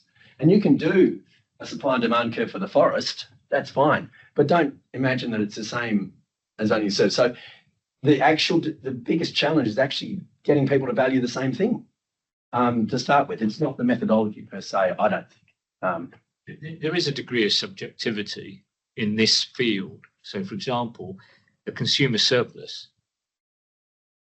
If all of us walk through a forest and explain and then try to quantify what was the benefit each person got, it's never going to be the same. Right. So I think when you get to accounting prices, because it's so non-observable, there lies a big challenge. How do you get an agreed picture? Yeah. And I think that accounting price is not, I don't think, if I remember correctly, it's not in the 2008 estimate. I've done a global search, but I don't think it is, because it's non-observable. Which accounting price? So the one referred to in the wealth accounting literature. Yeah. No, it's not.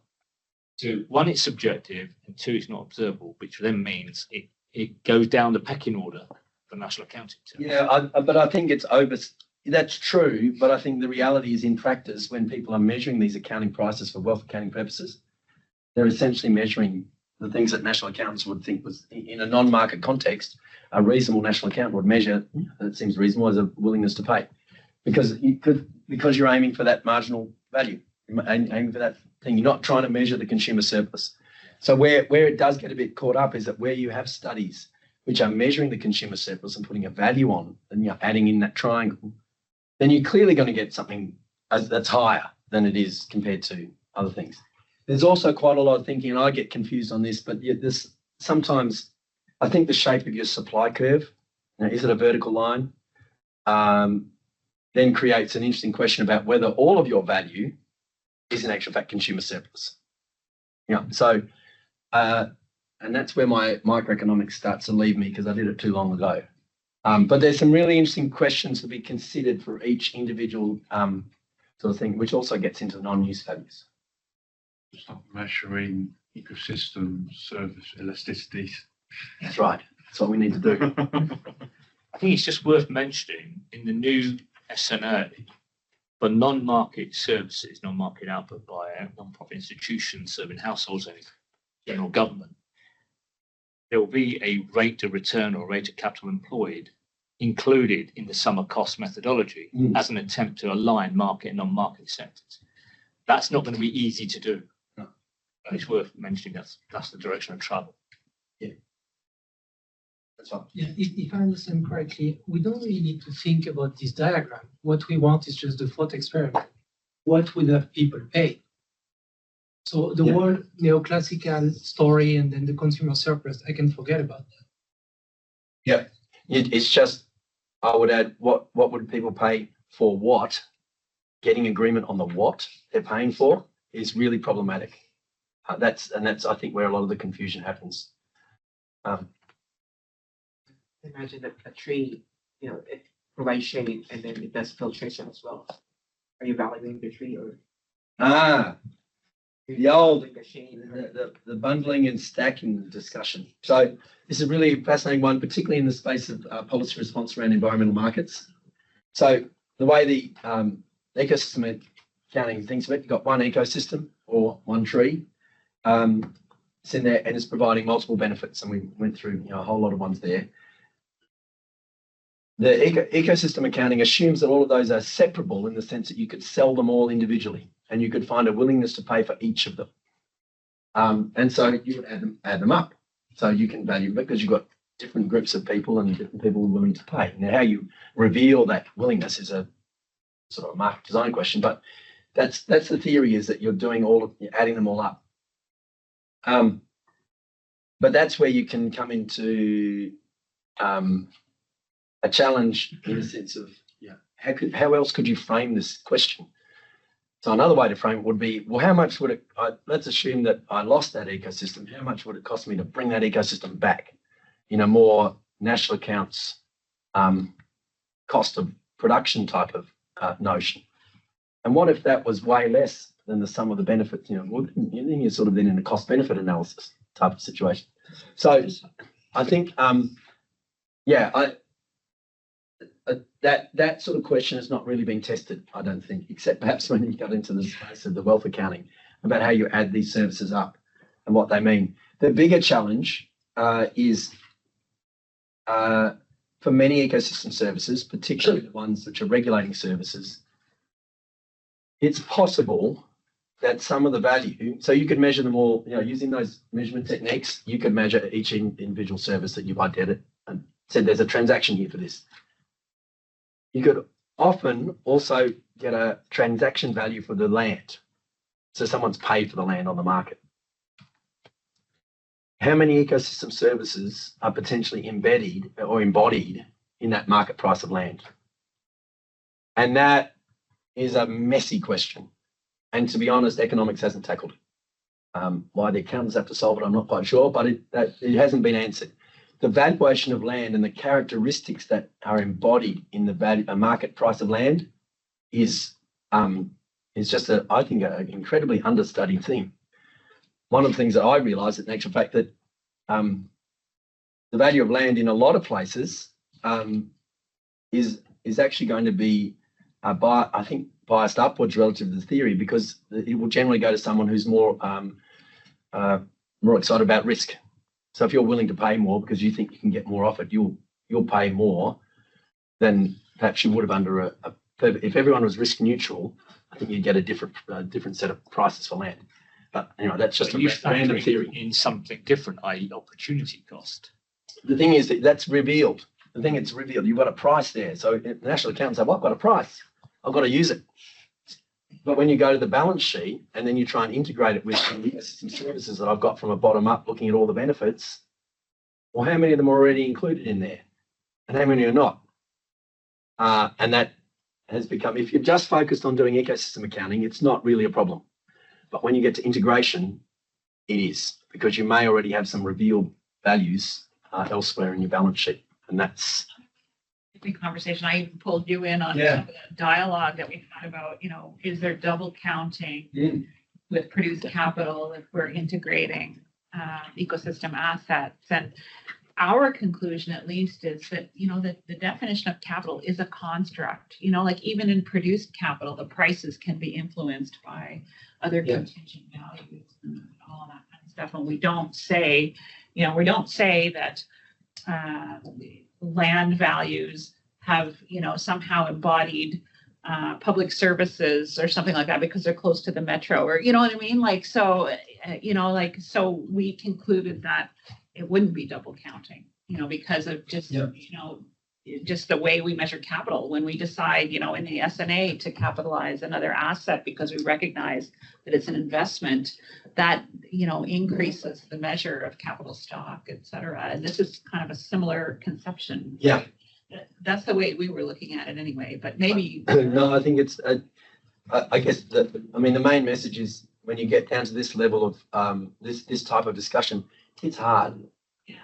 But the question is it hard enough not to make some attempt to get these services recognised as being part of the information set that we need to consider? That's the question, because with a bit of luck, we'll be arguing about these things for an awfully long period of time. And we're still arguing about the definition of GDP. So Still arguing about, some people still don't like that we capitalize R&D expenditure. Oh, gosh, yeah. I do like the idea of a consumer deficit. Consumer deficit. Yeah, the discussion of consumer subsidies has come up, and consumption subsidies has come up for me recently. Anyway, the good news is that for all of those ecosystem services, there's a great UNSD report which basically goes through and summarises which different methods are relevant for different services, ranking things from tier 1 to tier 3. So where tier 3 would be the ideal method, and tier 1 is a more basic method with other assumptions. So it's a great report. It's not the final word on things, but it's Do you know what the name of that is? It's called the Monetary Valuation of Ecosystem Services, Ecosystem Assets for Ecosystem Accounting, Interim Version, United Nations. Okay. Brom's report after the. Yeah. EA came out. Yeah. So it's quite but it's a summary of the state of play of knowledge in ecosystem accounting.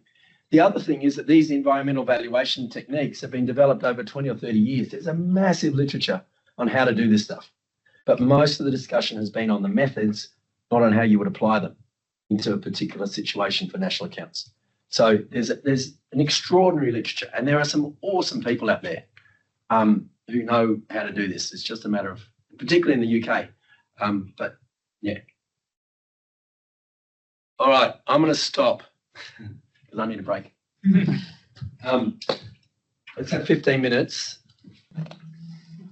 I realised in putting together these slides,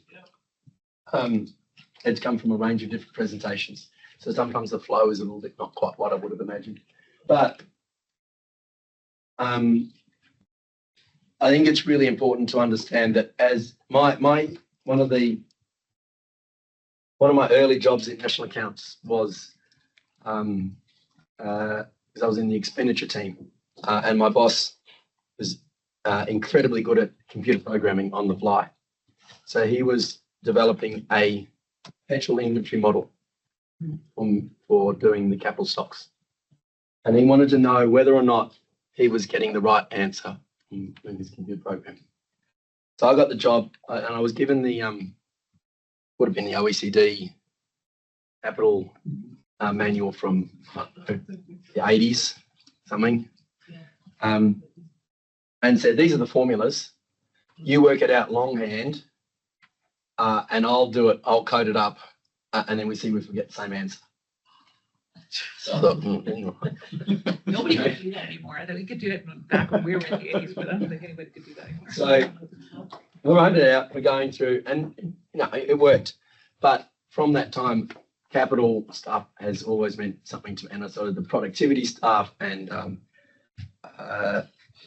all of those sorts of things. So you become reasonably well versed in this sort of discussion of Jorgensen and Dewert and all of these sort of leading economists in capital accounting theory, and the pleasure of meeting some of them, which just blew me away for quite a while. And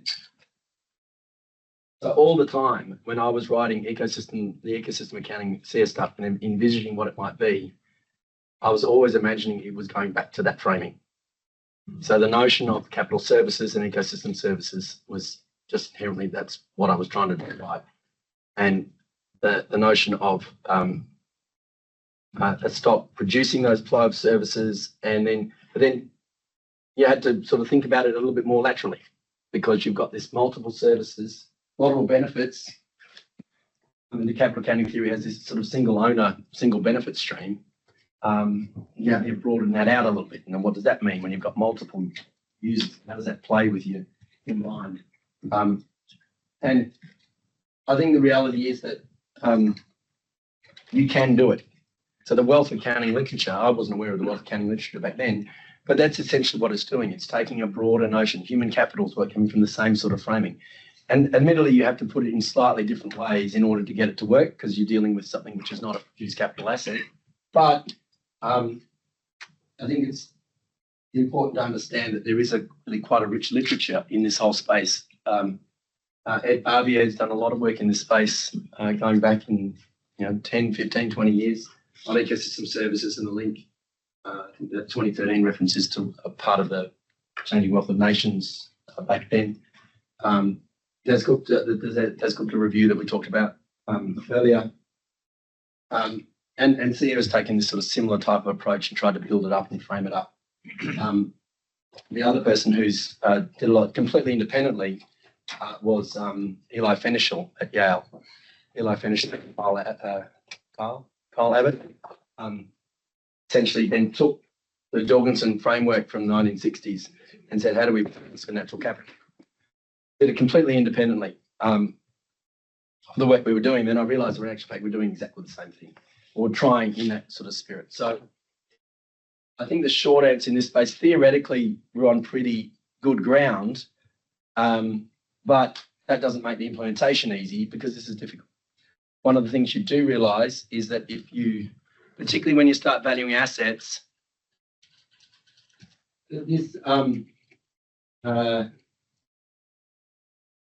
demand curve for some assets doesn't intersect the y-axis.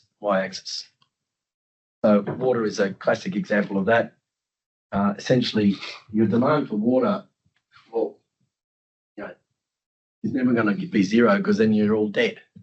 So essentially what happens is that this starts to tend towards infinity, and you can't actually converge on a value of the consumer surplus, right?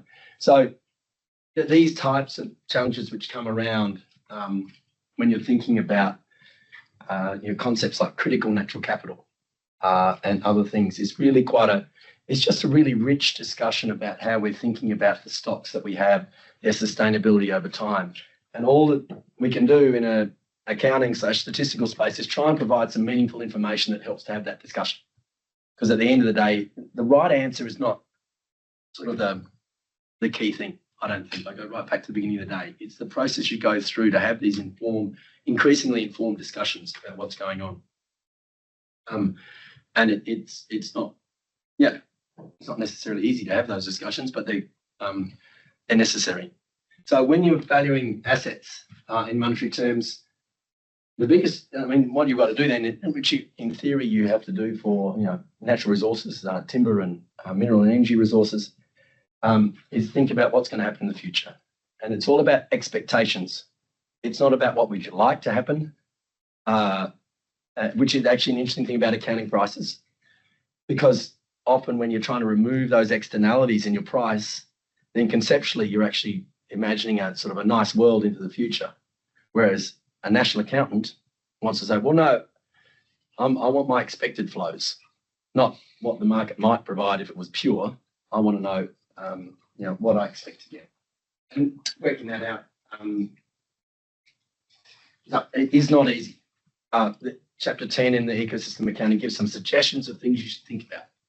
But that's as far as you can go. You can't give definitive advice about how you're going to project into the future, how long the asset life would be. Perhaps the only thing that it does suggest is goes to the bundling question of ecosystem. One ecosystem asset producing a bundle of services, is that you shouldn't imagine that there's going to be a dependency in the asset life depending on how you use for those services. So you can't assume, well, I'm only going to be harvesting, I'm going to cut this entire forest down in 50 years. So you go timber resources, asset life, 50 years. Fine. But you can't then do an asset life of 100 years for carbon sequestration because you've got no forest. So you have to think about the fact that so you can't consider each ecosystem service completely individually. You have to think of where it's coming from. This is sort of ideally, but I think that's the sort of framing you need to think about. Always linking back to the stock. And discounting is always a problem. One of the funniest things, there's I think it's still quite good, annex in the SEER Central Framework on discounting, where to write that, I just did like a Google search, I did a literature review, I think I probably should call it, of discount rates across by economists. It's an astonishing, when you do it, it's just really strange. And one of the things I came across, very famous economists in this space as well, Marty Weitzman, who I think passed away a couple of years ago. But he wrote this paper, he did a survey of all his friends across the economists. What would your discount rate be? And he got answers ranging from something like -5 to +30. And so it's quite clear that when economists are thinking about it, it is a real issue because the values you get are very sensitive to it. So I think there's an official statistics question about how do you present data where there are sensitivities on the choice of value, which are there. So, but in actual fact, from a measurement point of view, it's actually really easy. You just have to pick a number. So, Can I caveat that last comment? Pick a number, but it could generate completely different results. Yeah, but it's not like you have to go out and do some sort of weird measurement sort of stuff. I'd like that. Find the I'll give you an example. There were hours, days, weeks of discussion on trying to agree a real and a nominal discount rate on pensions. Right. Which has got some of the challenges of future expectations, et cetera, et cetera. So I think you're right. An agreed number used by everyone is probably nice, but getting to that agreed number is a challenge. Absolutely. Maybe the key point from a national accounting point of view is to focus on expectations, however good or bad. You're not projecting out from what we hope things will be. You're projecting out from what your best, in effect, your scenario of what you expect to happen. And that's, I think it's important you're not projecting out a different scenario. So that's your standard net present value calculation. I don't think I need to go into that one too much. This one I think is interesting though. We spent quite a bit of time in developing the ecosystem accounting of clarifying what we are meaning as value when we take it from an ecosystem accounting point of view. And this is what we came up with. In fact, it's in chapter 2 of CEO Ecosystem Accounting, and it's a bit of a synthesis of a whole range of bits and pieces that have been written in this space. The most comprehensive one is a report by, I mentioned IPBES earlier, the Intergovernmental Panel on Biodiversity and Ecosystem Services, did a valuation report. It took them about 5 years to do it. It's a massive thing where they looked at a whole range of issues around valuation. So this sort of draws a little bit from that. But there's anthropocentric and there's non-anthropocentric values. So ones that are focused on people and ones that are focused on the environment. Instrumental or use values are the ones that we tend to focus on in the whole discussion we've had at the moment. We've got this transaction where we've got this use sort of connection that's happening. It could be direct or indirect, the use. So it just means that you have to get a benefit from it, not necessarily individually, but society needs to get a benefit from it. So, local climate regulation is more of an indirect benefit than a direct one. Although you could argue the toss about what's direct and what's indirect, but nonetheless, there's some level of use that's here, and this fits really nicely into a supply and use framing in ecosystem accounting. So that's essentially where we're sitting. Then you've got these non-use values. So there's a framework called the Total Economic Value Framework, TEV, which different people describe in different ways, but the basic distinction is between use and non-use values. And this is sort of the best wording that we could come up with. Non-use values are values attributed to ecosystems by people, irrespective of whether they use or intend to use the ecosystems. So there's some non-transactional element to this, and that was essentially the conclusion of in ecosystem accounting, is that non-use values fall outside the valuation scope of CEA. It's not to say you shouldn't value them, but it's just to say they fall out of the range of what's there. So that there's things like the two main ones are bequest and existence values. So bequest is because you value it because you would like the environment to be passed on to future generations. The existence value is that you put a value on it just because it's there, whether or not it's of any use to you at all. So you put a value on it. What I think is critical in this discussion around ecosystem services is that non-use values, for me, and I think this is how it's intended, it's deliberately attributed to ecosystems. In effect, they're attributed to ecosystem assets. You attribute non-use values to the stock. So services don't have a non-use value. By definition, a service is a contribution from the ecosystem to people. So a non-use value must be added to, if you want to get a larger value to do your total economic value framework, you can calculate all of your, through the core of the CEA, you measure your value of your ecosystem services using all the stuff we just talked about, and then you could add on a non-use value for a particular ecosystem asset. And that's described in chapter 12 of the CEA, about that distinction between services. Essentially, it's a stock flow type of story. There's another thing called, in this space, and depending on what you read, it can either ends up as non-use or use, and they're called option values. So, and that's a value that you might put on put on an ecosystem because you're not getting any services from it at the moment, but you'd like to recognize a value because you might get some services from it in the future. And the best example of that is things like pharmaceutical drugs and rainforests type of thing.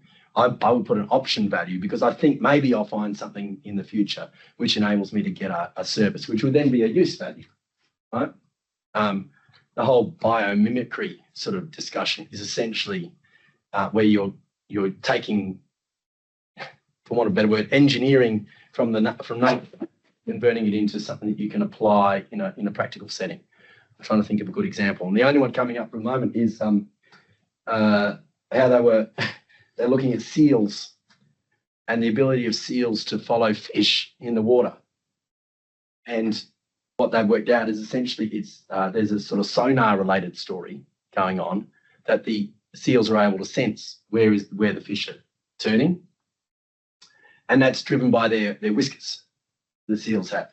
So they sense the changes in the water, and then they can sort of basically use that. So the article I read about this was then they're starting to think, well, how could we apply that and put it into, say, submarines to detect where other submarines might be by using these sort of whiskers and sort of thing. Anyway, that's biomimicry. And the point being that, so there's option values, but the way we've characterized option values in the SEA is to say they're just an example of use that would be in the future. So you're not doing it now. So if you're doing a pattern of net present value on expectations, you might want to say, well, I'm not getting anything for the next 10 years, but I'm expecting to get a value 15 years from now. And as a result, I'll add in those service values into that NPV formula. Intrinsic value, that's a different thing. So non-use is still anthropocentric. Right? Non-use values can only be ascribed by people. So that I'm getting a value of it. I'd sort of like to imagine non-use values as me sitting in my lounge chair at home getting value, for no particular reason. Had a big discussion about entries and where that fits, putting that aside. Intrinsic value is the idea that an asset or an ecosystem has value in and of itself, irrespective of people. Obviously, you can get into big philosophical discussions here, but this is quite a deep idea and has driven a lot of the biodiversity conservation community, that these things, we should be protecting them because they have intrinsic value. It's nothing to do with us. So people who are keen on intrinsic value don't really want anything to do with the sort of use and non-use sort of stuff because the reality is you can express this in monetary terms. You cannot express an intrinsic value in monetary terms by definition. What's good, and we try to make this point, is that you can use information on extent and condition to reveal intrinsic values.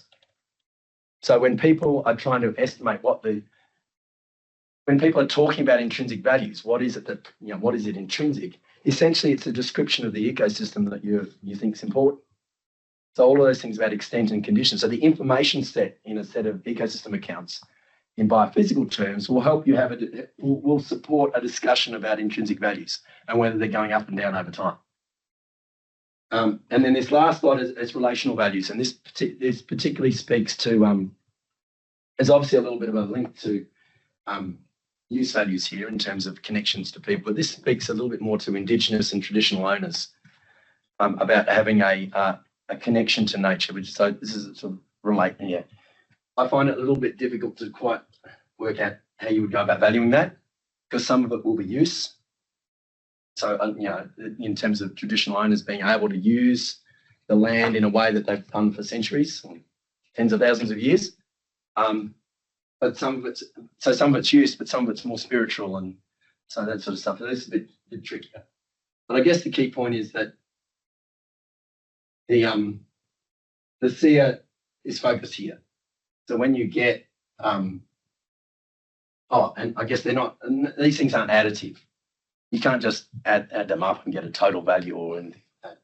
So I think the key point is, from an accounting point of view, can we organise information that supports informed decision making? And the answer is yes. It doesn't mean we have to have the single answer of what value is in order to support the decision making. So questions, thoughts? You go, Dominic, and then I'll go, Josh. Just one question. Have there ever been any attempts to go into building SE kind of thing for the more abstract philosophical values? You talk about the relational values, the intrinsic values, and I'm actually wondering what could that look like if you're trying to do that. I think the short answer is no. Aside from what I've just suggested, that I think for intrinsic values, the type of information that's organised in extent and condition accounts can support that discussion of values. I think that's probably also true of relational values, but there's probably a little bit more work to do in that space to try and tell a story. Because you need to talk to the people who are trying to recognise these values and understand what's going on. There's a really nice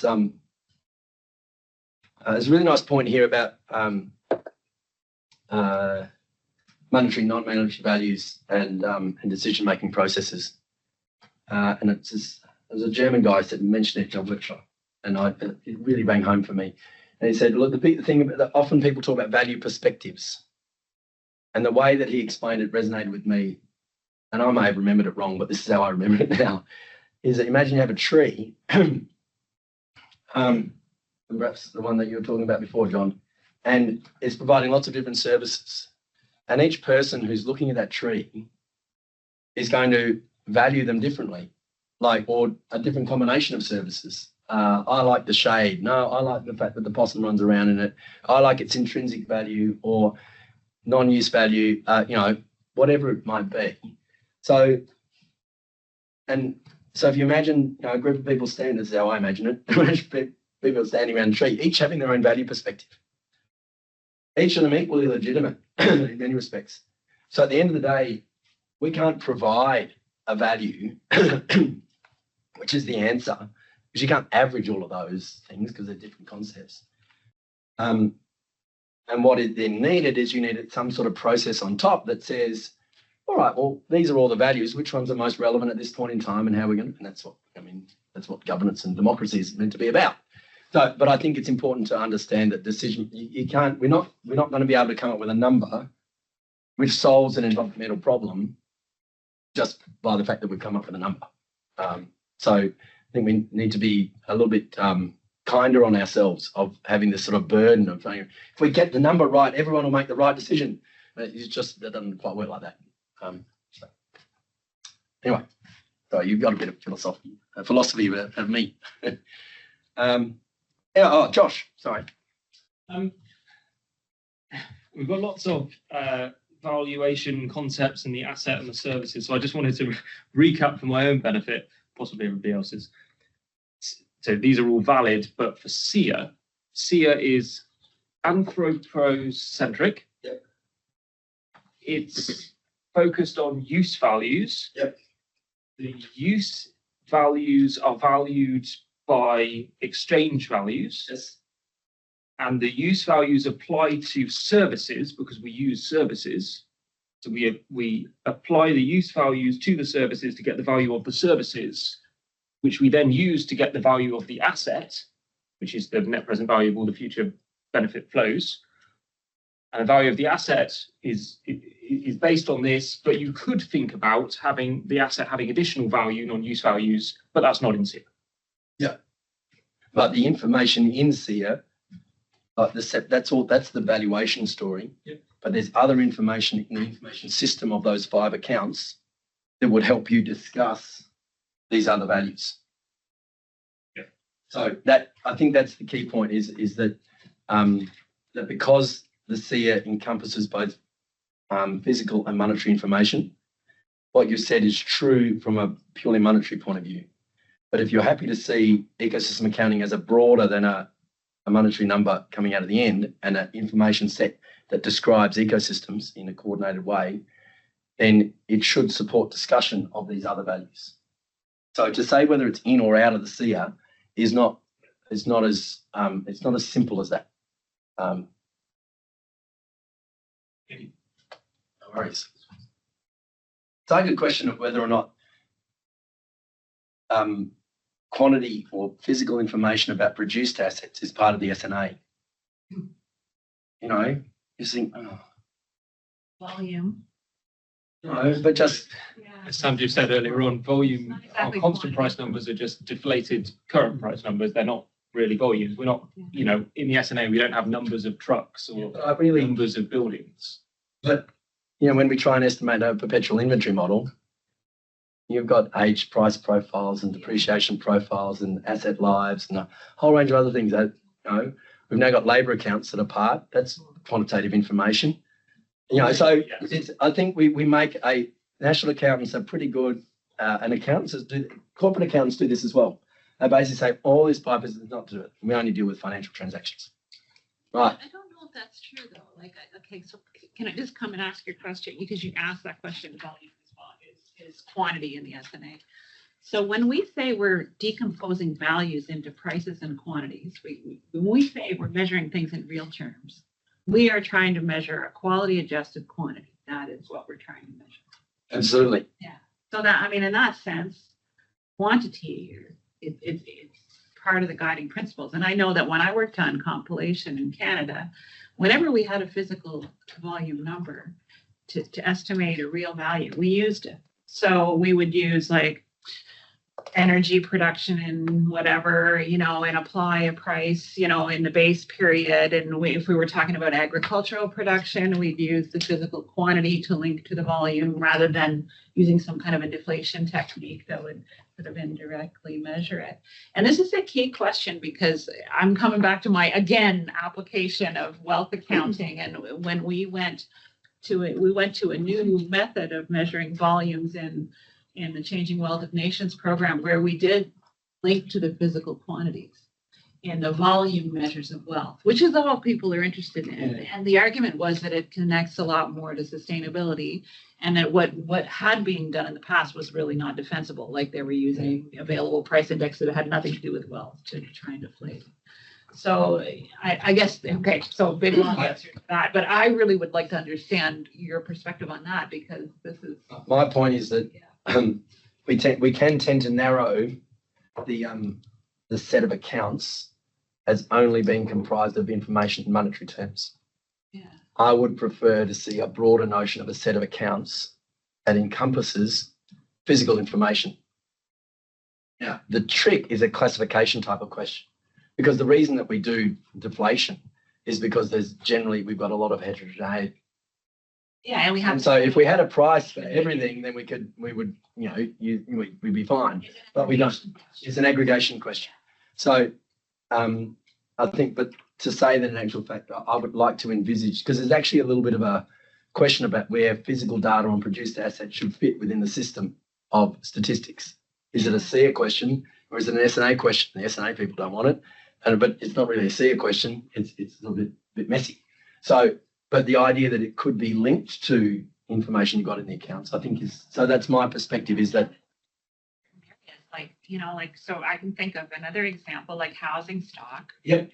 Like for housing stock, for measuring the produced asset of housing, we're counting space and we're putting a value on it. We're counting units. We do a census, like we do. That's how we benchmark our values of the housing stock. For a lot of the items, Yeah. because a unit of R&D, I What the have hell no is that? clue. Yeah, I know, that's another. So, Yeah. yeah. So I think volume is mainly the volume change instead of the What's a actual. unit of an intangible Yeah. asset? That's a really good question. The physical supply and use table to angle it. Or one. or a physical asset account Whatever. or different stocks. Yeah. Um, Or your physical input-output table. Labor, we're already talking about, volume of labor in relation to, labor value flows. Constant prices is how the S&A tries to go around that. Yeah. You raised another point about sustainability, and that's another key point in here. All that we've done here is talked about measuring things in current nominal prices. And that's partly because this is the way it's framed, and the S&A is largely written in current nominal times, the chapter that talks about deflation. And in part, it's because when you're measuring natural capital, you have to start from the physical because you haven't got observed values. So you've got to do the stock sort of organisation first and do that. But the question for sustainability, and this has come out in the sort of the welfare discussions, is that at the end of the day, you don't compare two nominal values to assess a change in welfare, whether it includes consumer surplus or it doesn't. You compare a change which excludes the effect of price change. And so when you start thinking that through, you realise that in actual fact, that it simplifies the question quite a lot, because you don't necessarily have to be estimating for welfare analysis or sustainability analysis purposes. You just sort of need a benchmark price. You don't need to think, because you've got the quantity, if you're measuring the quantity change, Something to weight. you need something to weight. Absolutely. So you need a price at some point in time, but you don't necessarily have to think about what you're doing in the national accounts, which is estimating a value all the time and then deflating. Because you've got the quantities, then a weighting together of those quantity changes will give you a valid welfare metric of change in real wealth. Now, you could think of chain linking and doing all sorts of things, but a basic price point once every 5 years might be more than sufficient to get a good measure of the change in wealth. The practical question there, which is again one that we're struggling with in the Changing Wealth Nation, is the quality question. If you have quantity information in order to project your price weighted whatever, from a base period, or whether you do a chaining or whatever, which is what we decided to do with Changing Wealth Nations with the Tornquist volume index. So we had the nominal values. We were able to, isolate. So how did you update your prices every year?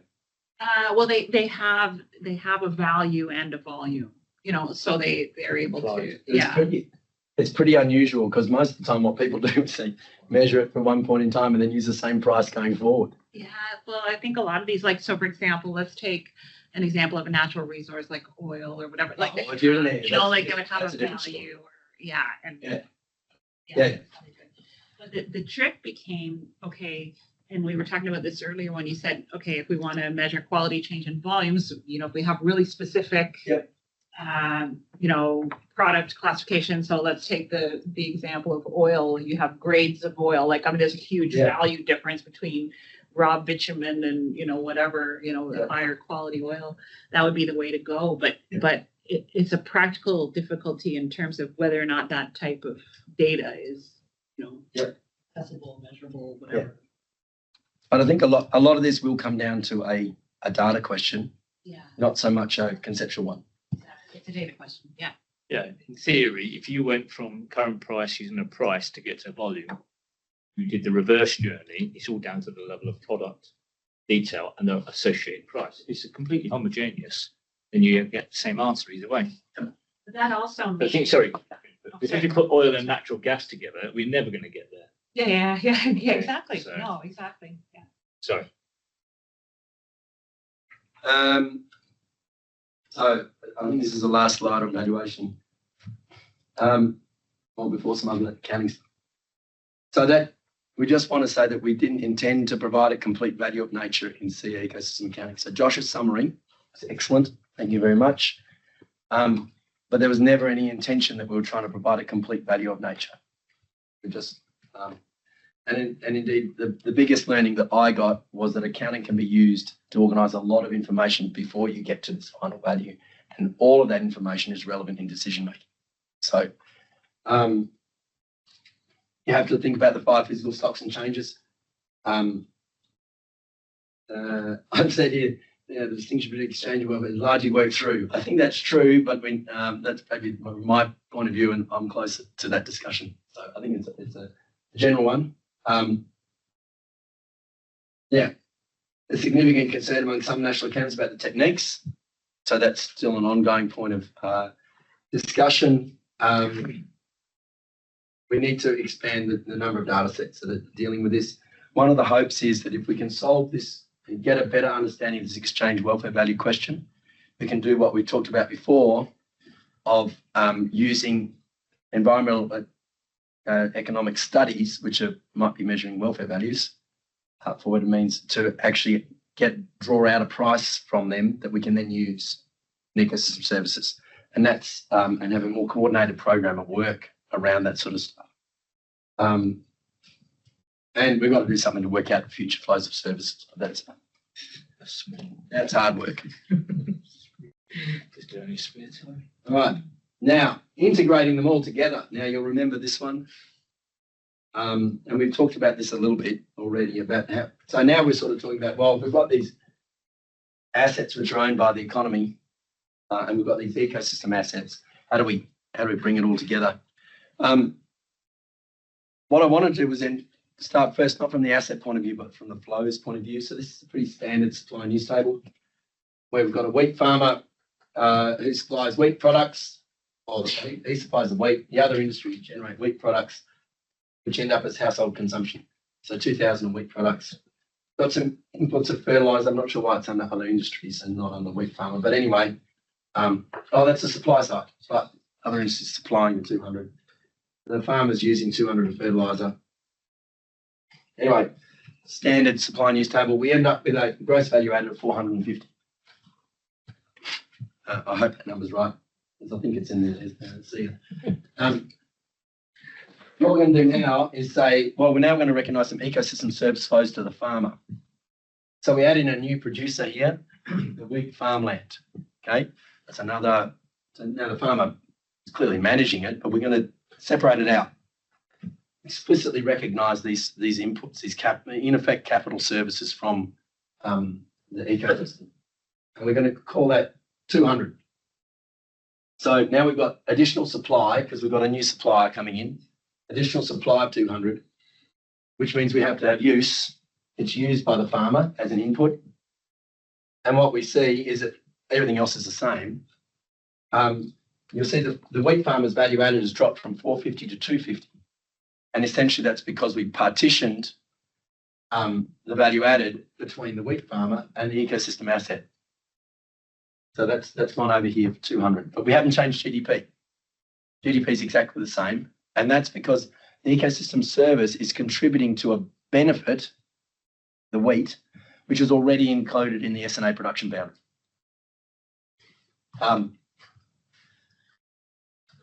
You want to just take a slightly different line on that? Yes. Just to test this out. So if you used up that as an input, why doesn't that change your net position, net value added? Well, you'd have to have depletion of the, let's say we're using the wheatland sustainably. Right, okay. So there's no input cost to the ecosystem. Right, okay. Right. Yeah. Indeed, that's a general point I thought of making earlier, but the ecosystem assets, when they're supplying final ecosystem services, are assumed to have no costs of production. Now, if they were purchasing intermediate services from another ecosystem, then you could recognise, but then you've just got a supply-use pair and it won't change this chain. It's just a question of allocation. Yeah. Where does that originate, that Yes. production Yeah. originate? Josh? Crucially, this is expanding the production boundary of the national accounts. Absolutely. Yes. So ecosystem accounting has a broader production boundary than the national accounts by including these ecosystem services, even though these ecosystem services are contributing to something within the SNA. So the SNA explicitly excludes natural processes from the production boundary. And essentially ecosystem services are those natural processes. So as long as the output from the ecosystem is an intermediate use for industry, it doesn't change GDP, but recreational services consumed by households, final consumption. Sorry, no. Uno momento, per favor. Next No, one. sorry. I didn't use recreation. But in this case, we're going to say that this wheat farmland also produces some climate regulation services. Okay? These are not consumed by the farmer. In this case, I think we've added them into households. I think strictly probably should be government consumption, but putting that aside. So here we've got an increase, again, so the broader production boundary. Perhaps one of the biggest misunderstandings of the SNA is that the production boundary relates to output and not value added. All right? I hope when you define the boundary of production, you're defining a boundary for the total amount of output. Yeah. You're not trying to, sorry, because can I just say, it's actually quite nice to have a group of people who actually are basically understanding what I'm saying. Because because for a lot of people, this is just makes absolutely no sense at all. So if we add it in, and you can see here that, so our farm is still 250, our ecosystem value add is up 300, and our GDP has gone from 2,000 up to 2,100. Because now we're essentially producing a public good or, Yep. yeah. Something beyond, we've expanded the production boundary. Yeah, that's non-market. We're producing a non-market Yep. that it wasn't previously included. Exactly. Still balanced, supplies equal use, all lovely. And it's at one level, it's as simple as that. The challenge is actually trying to get these values and do all that sort of stuff and frame it up the right way and do the allocation. But essentially, that's the story. If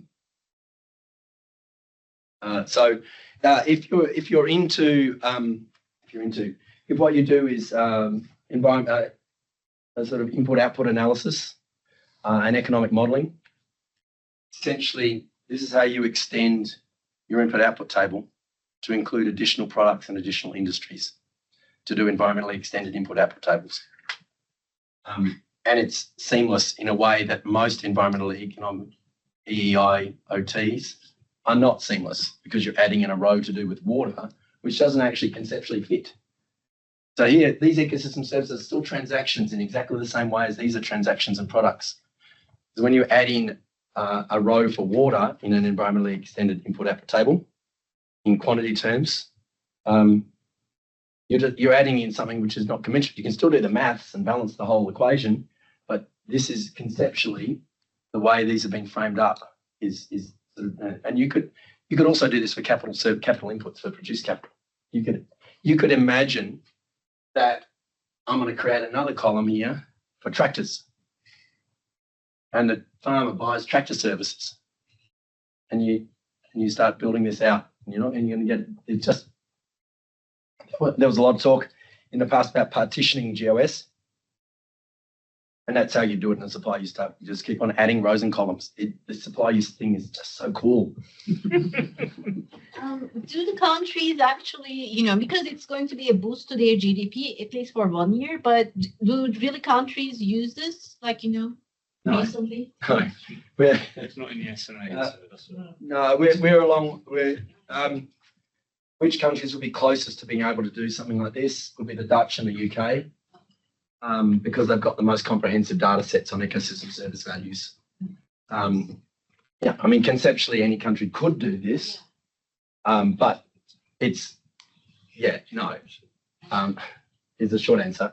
And this, This idea is presented in chapter 11 of the CEA, but it's, I mean, it's an extension of logic that drives through, rather than being, this isn't a core account in the ecosystem accounting framing.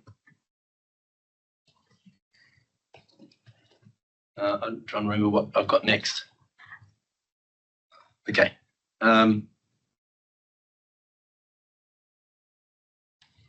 So this is to the challenges that Catherine and team have had over the last couple of years. It's reading my paper, by the way, if anybody wants to read.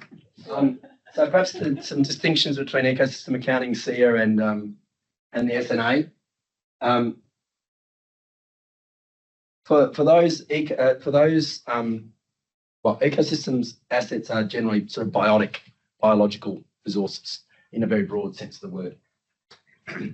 If you go into the SNA, what counts under natural resources includes some things which are not biotic. So you've got mineral and energy resources, which are largely under the ground. A new one, renewable energy resources, which is not biotic, but only sun and wind and geothermal. So they're treated as abiotic in ecosystem accounting. But there's some valuation there. And radio spectra, which might come up into play if we get the atmosphere as an asset, but let's not go there. So aside from those three things, then you'd think that, well, maybe it's okay if I value my ecosystem assets, I can just add them onto the SNA and we're all hunky-dory. The problem is that you might get some double counting, the forest timber resources. If the timber resources are already in the SNA and then you add on the value of forests, we've got to be careful to avoid double counting in that situation. But there's actually not too many of those situations. But it goes back to this question of the value of land that we talked about earlier. So in ecosystem accounting, as a standalone asset account, I can add up all of the value of these future flows of all these services. But when I link it to a value of land, which is already in the SNA, and I can't just add it on top, even for the non-market ones, because that sense of what's in there and what's out. So I'd like to think that most of them are probably not there, but just to say it's an open discussion at the moment about how readily you can just add them on. So that's one of the challenges. There's quite an extended discussion in the in chapter 11 of the CEA about this overlap and connection between the CEA and SNA concepts of natural resources and ecosystem assets. The key question for me about the price of land is really a question of who the beneficiaries are. So by its nature, the SNA is looking for the benefits that accrue to the owner of that land. And that's why someone would pay something for it. But the reality with ecosystem accounting is that those benefits of those services might accrue to a lot of other people. So even if those services might be, and maybe this is an answer to the question I hadn't thought of before, you could actually just say, well, I think the person who bought this house wanted to get air filtration services. And that's included in the value of the house. But that's not to say that they're valuing all of the air filtration services, in the local area. So I think that we need to do this continual supply use type of matching of beneficiaries and assets, try and tease it out more to understand this private value versus sort of public value type of question. But as soon as you go down into this idea of individual preferences, you're going down a slippery slope. Like you'll never really know that. Like, so let's just take the example of somebody buys a house because it's close to a school. Well, that would be an individual preference, right? And someone else, for someone else, that might not be important to them. Absolutely. So it's an impossible question to answer, right? Isn't it? Well, I think what we need to do is just be open about what assumptions we're making when that is, and then have some stab in the dark about whether or not it's completely out of line or it's in scope or not. But we need to, I think, as a profession, we sort of need to tackle them. I don't think it should get us in the way of trying to move this stuff forward. But we should be understanding premium. Yeah, well, or if your house is close to the metro or whatever, like we don't worry about whether we've double counted the house value and the metro value. I don't know. But why is it that we don't worry about that? That's the question. The question is, I don't know. The value. No, in the estimate, we should worry about that because on the balance sheets of the assets, then the valuation isn't quite right. It's not reflecting those differences. I think it's a fascinating question. I mean, there's a lot of public infrastructure which we don't value on the basis of benefits. That's right. So this whole model of ecosystem accounting is based on the value of the future benefits, but that's not how we value a lot of assets, well, actually all assets, We basically. generally use cost-based models for We all. do.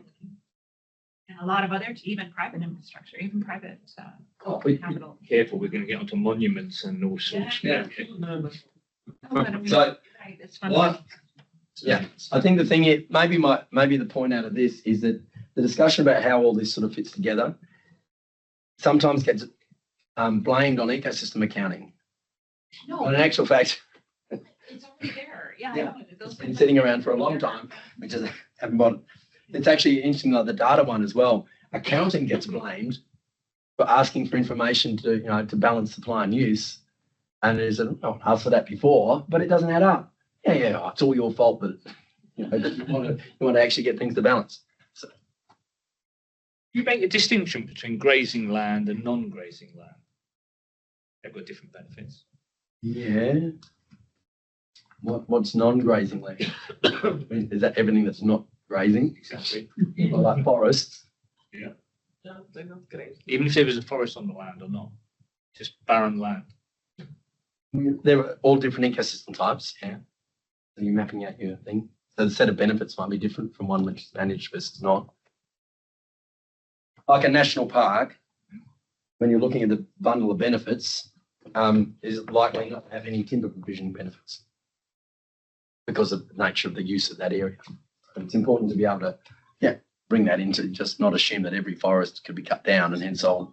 And that was the critique. If you go back to it's a bit of a landmark paper in 1997 of Bob Costanza and et al., which got pilloried by most economists because he was focusing, and it was essentially this sort of, there's all these ecosystems, these are all their values, we'll multiply it all together and add it up, and got a very, very, very big number, sort of 1 trillion something or other.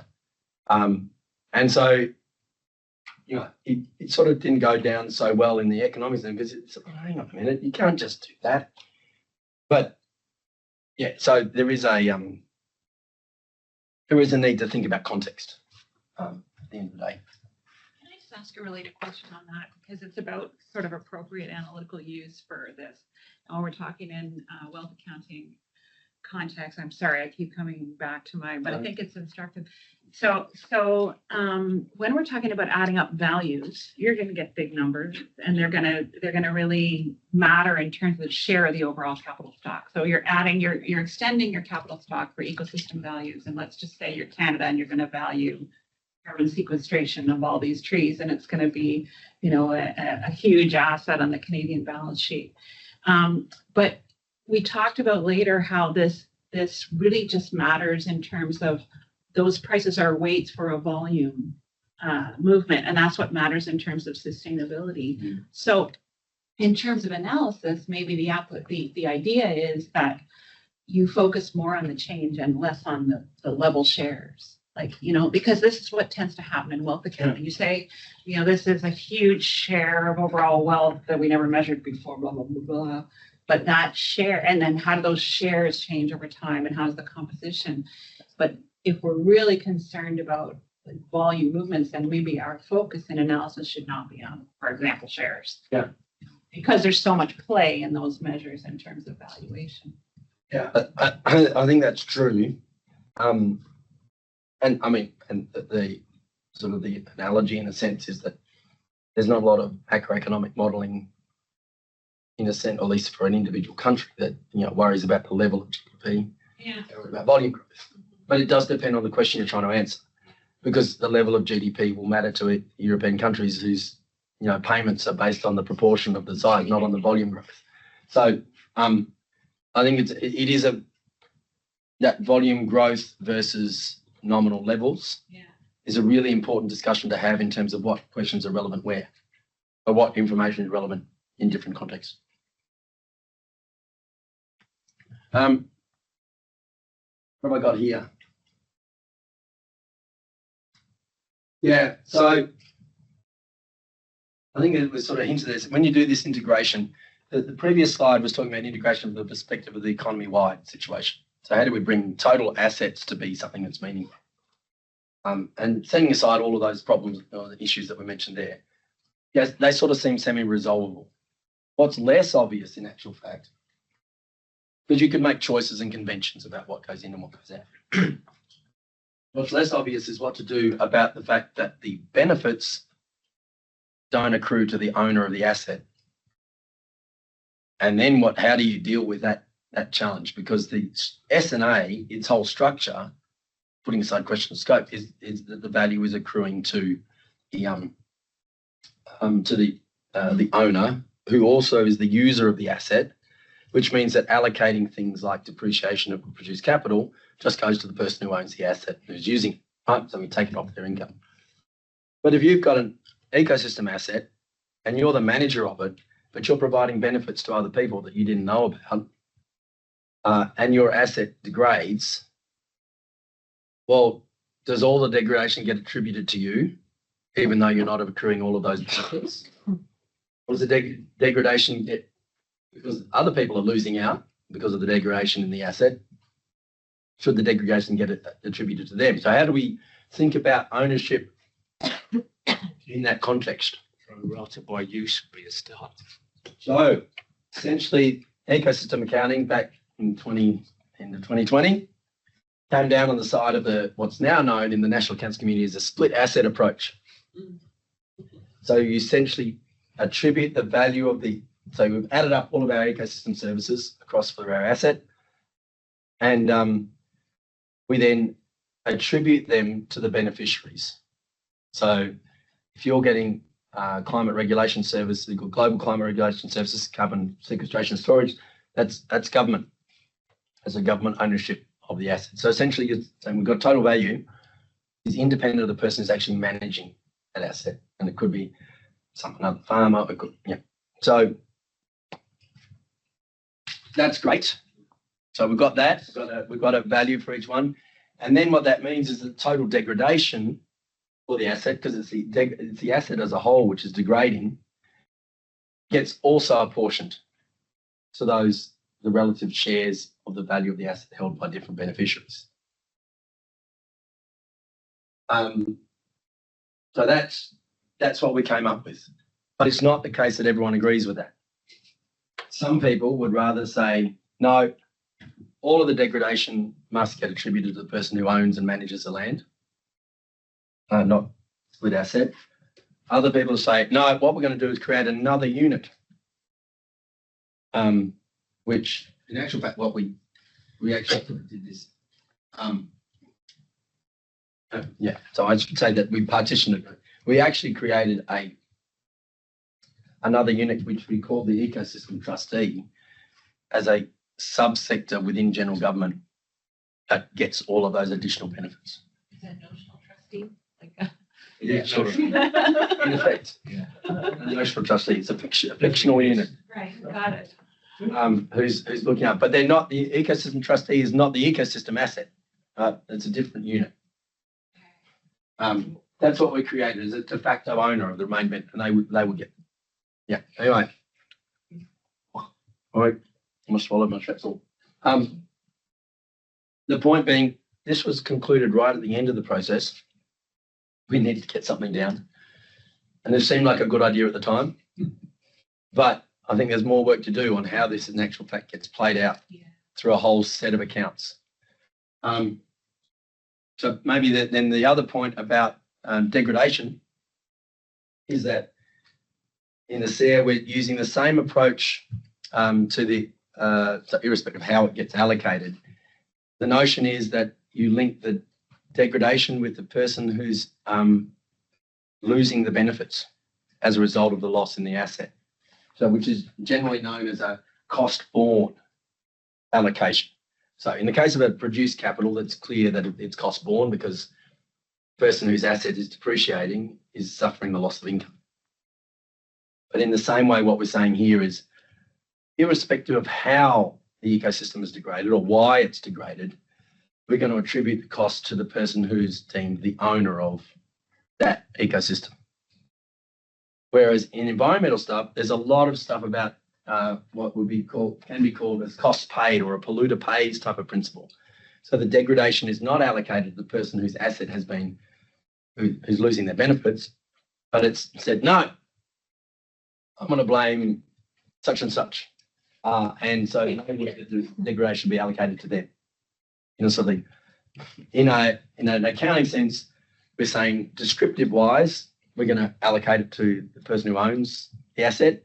If you want to do further analysis and say it was caused by such and such, then you should do that as a separate piece of analysis, which is essentially sort of more it's a separate piece of analysis to then attribute why it happened to different parties, which is a valid question. It's just not the one that accounting answers. Can you just clarify that last point? So would that in national accounts terms mean that would be attributable to the person who owns the emissions permit? If I do not allocating it to government, but who owns the right to pollute, so to speak? Emissions is always I think of something a bit more physical. I own a building in London. It's getting worth less and less because of air pollution from cars. That depreciated value is something that's shown on my books, even though I didn't cause it. But an alternative would be to say, well, no, that's not my fault. I know it's done that way in my accounts, but I'd rather not show it here for economic analysis purposes. We're going to attribute to the owner of the building. We're going to attribute to the transport industry. It's that. Emissions is always, it does my head in. Sorry about that. That's right.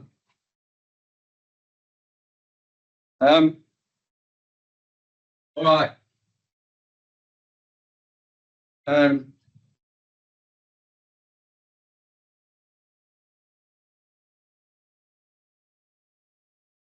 It's a bit about most of these. One thing is linked to environmental measurement. The extent and condition discussion, I think, is very closely linked to Warren's vision. How are we using science to inform this? We'll talk a bit about that. And the environmental modelling is a little bit linked to that discussion on the supply news table, environmental modelling of how we can use this information in a broader modelling context. There's a separate part of modelling, which is things like, which is more scientific around hydrological modelling or carbon modelling, a whole range of things which are done. And a lot of that will underpin the measurement of the ecosystem services in physical terms. There's a whole lot of air filtration, deposition rates on leaves, all of those sort of modelling sort of things will all come through in there. The valuing national parks, I think this, what we went through before, gives you some sense of how you might think about that question. But you're not going to get to some overarching value of this is what, there'll be a lot of perspectives on that. But hopefully ecosystem accounting will give you some way of tackling that question and passing it a little bit. We talked a lot about wealth accounting. Sustainable finance. It's more a, by and large, the information needed on sustainable finance is more a central framework issue. So to what extent, in the spirit of this information already should be recorded. If people are investing for sustainability reasons, ESG related bonds or whatever, it should all be recorded in the financial accounts.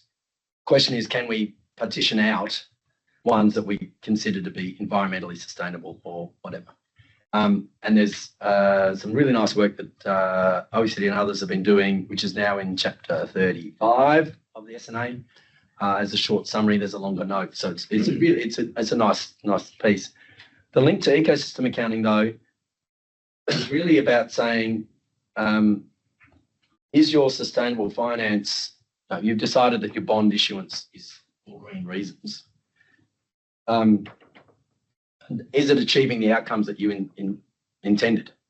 So what you would hope is that you're either getting improvements in condition, which would be measured from here. Are you getting improvements in ecosystem service flows, which are measured using ecosystem accounting? So for any individual project, you should be able to apply the same logic in ecosystem accounting and say, well, this is sustainable finance. Great effort. I've invested $1 million here, but there's nothing in that sustainable finance sort of piece that's just in the back that talks about what the actual outcomes are. So I think it's important to see that ecosystem accounting, as for national accounts, is an outcomes-based framework in the sense of it's telling you what happened as a result of things. That's a link to sustainable finance. So then I just wanted to, back to Uganda. The nice thing about this is, so we had those 5 accounts, but there's actually lots of ways you can break up things. So as part of that project, we also started looking at ecosystem accounting areas, so just highlighting fisheries. So again, there's Lake Victoria down here, Lake Kyogo, Lake Albert, there's a bit of stuff around the Nile. So the range of lakes. So you could do ecosystem accounting just for these particular spots.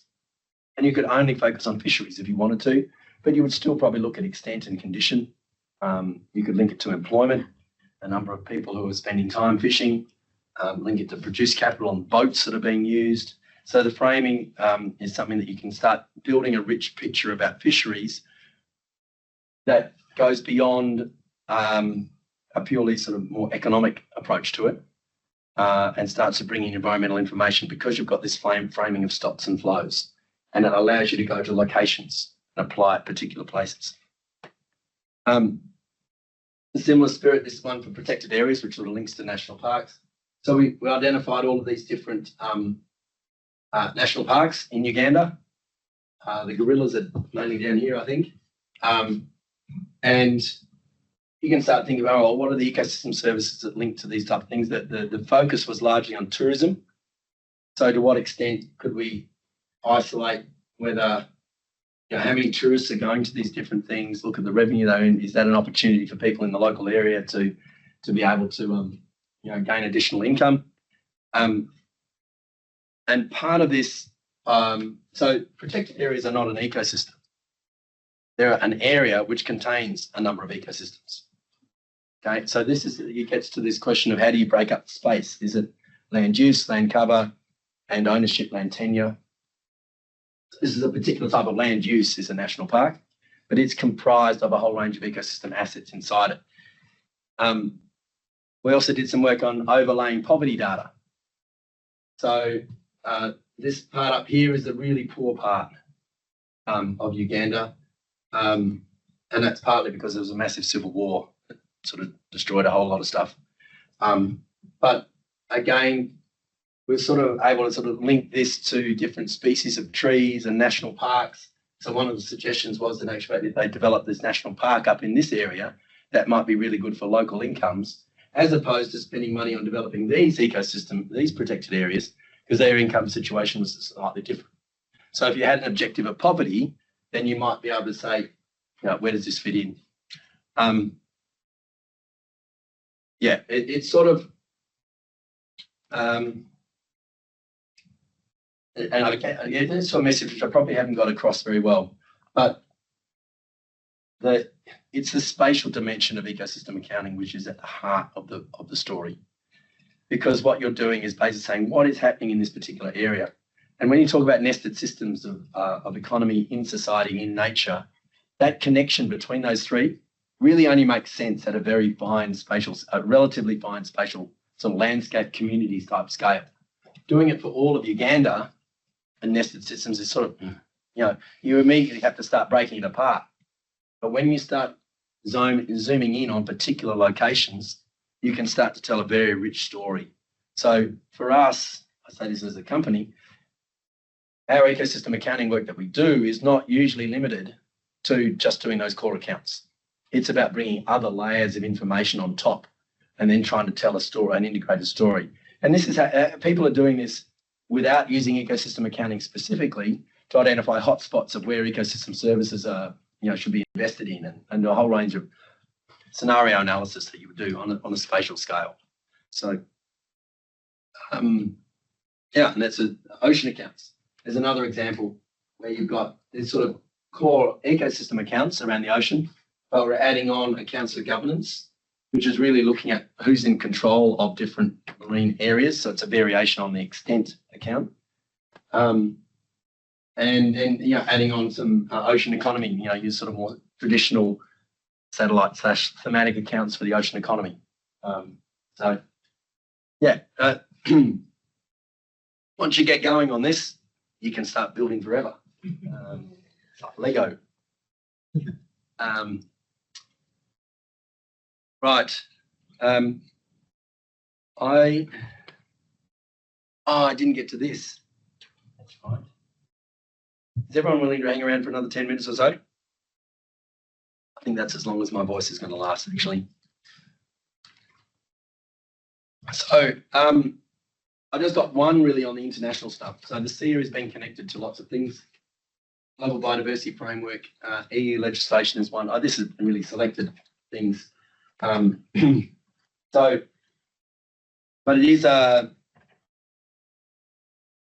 the SEA is still catching up in a sense. SEA is being mentioned in dispatches, but it hasn't had the level of resource, which means the data sets are there. So you're in this sort of weird space about promising and delivering about what's possible, but it's quite clear that the SEA is being discussed as a framework, and what's particularly clear is for ecosystem accounting, it's the only thing out there which is anywhere close to a framework for organising the data. There's lots of stuff for doing parts. There's really nothing that brings it together, and so the SEA ecosystem is, and that's true internationally, but you'll notice that most of these conventions, one on biodiversity, there's one on desertification, there's one on climate change. It's packed into those silos. So how do you think about the climate people and the biodiversity people? It was only about 3 or 4 years ago the climate people invited the biodiversity people to the COP, right? They had one session on nature and climate change. It's astonishing how separate they are.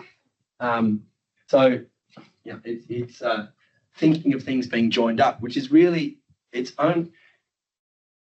Accounting, including national accounting, only gets its value when you're looking at multiple things. Because if you just wanted to do analysis of manufacturing, you just run a manufacturing survey. You don't need national accounts to tell you. But if you want to compare manufacturing to other things or tell a supply chain story, then national accounting is actually quite helpful.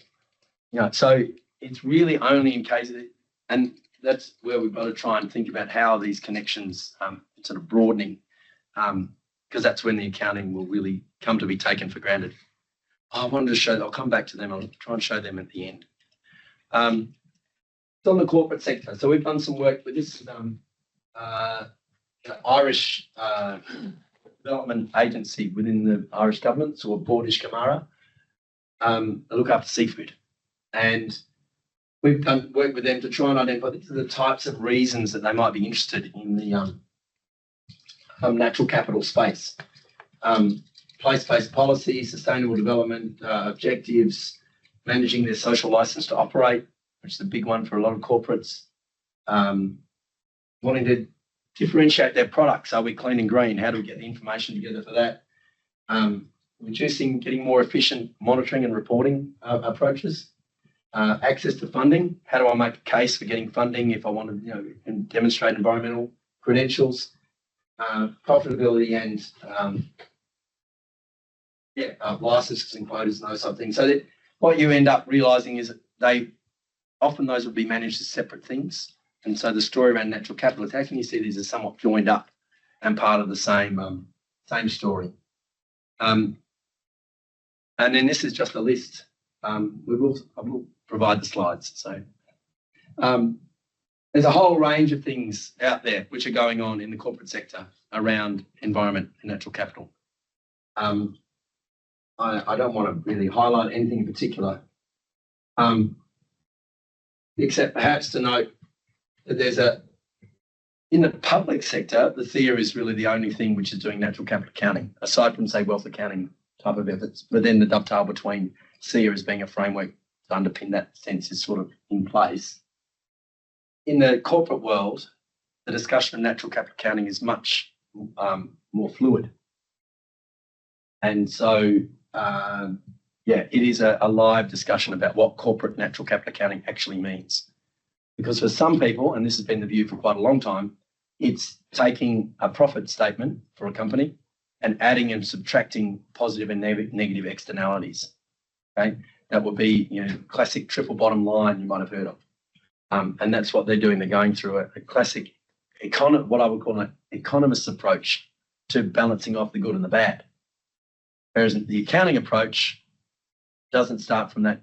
It's not completely neutral, but it's, trying to be a little bit more agnostic about whether things are good or bad and doing that descriptive job, looking at stocks and flows and then adding them in. So that's still there is a British standard which might become an ISO standard of natural capital accounting for organisations. It's 90% SEER. That's quite nice. But there are a lot of wider discussions happening.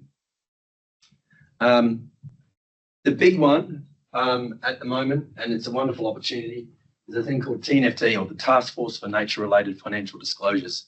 So this is just the first version was released in September last year, and it's essentially a framework for companies to report their exposure to nature, both in terms of risks and opportunities. How much will my bottom line be affected by whether nature gets better or worse or whatever? So there was a previous one on climate, the Task Force for Climate-Related Financial Disclosures. Both TNFD and TCFD came out of a discussion by the Financial Stability Board, which is essentially central banks, back around 10, 15 years ago, trying to say, well, we really need to understand how this system's operating. I've noted this.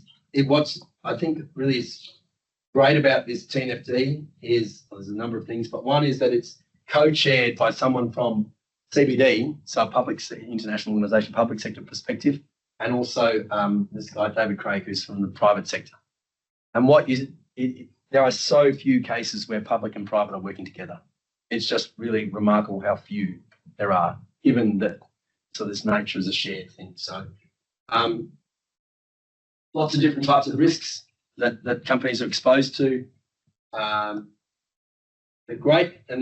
second great thing was essentially the SEER ecosystem accounting has got is the core framing for organising the information that would then be used to assess the risks, including, for example, the use of the IUCN global ecosystem typology. Now, there's still a few things and wrinkles to work through, but there's this opportunity for this sort of connection. What it also means is that if you're in a national statistical office and you're doing a set of ecosystem accounts, there is likely to be a set of people who are interested in the numbers. Because one of the sort of difficulties when you're public doing it, you're doing it for the whole country or the whole state or for the whole landscape or whatever. When you're corporate, your scope of operations is one part of the landscape. But in order to fulfill your understanding and obligations in terms of your risks that you might be exposed to, there's no good just limiting your measurement to what's inside your fence. You've got to think what's outside your fence as well. And the only way they can realistically do that is to use public data sources. And so that's where this sort of interplay starts to happen. I've been pushing to try and get it. It's hard work. It's an ongoing discussion. It's still early days, but that's I think there's a great possibility there. But at this stage, it's early days. Do you also play a role in this? Because in terms of the discussions. No, not only that, but I can see that you, with all the knowledge that you have, you might want to provide like company consulting services, and with a big passion for this, you also want to tie it. The short answer is yes. Yeah. The longer answer is coming from the public sector, getting consulting in the private sector is really quite a tricky thing. We're sort of getting there a little bit. But we are involved in the discussions about how that sort of is got the biggest community. So these are some of the benefits and rationale, some of the challenges of collaboration. Part of it's this economics versus accounting and how we understand that relationship between analysis and description. There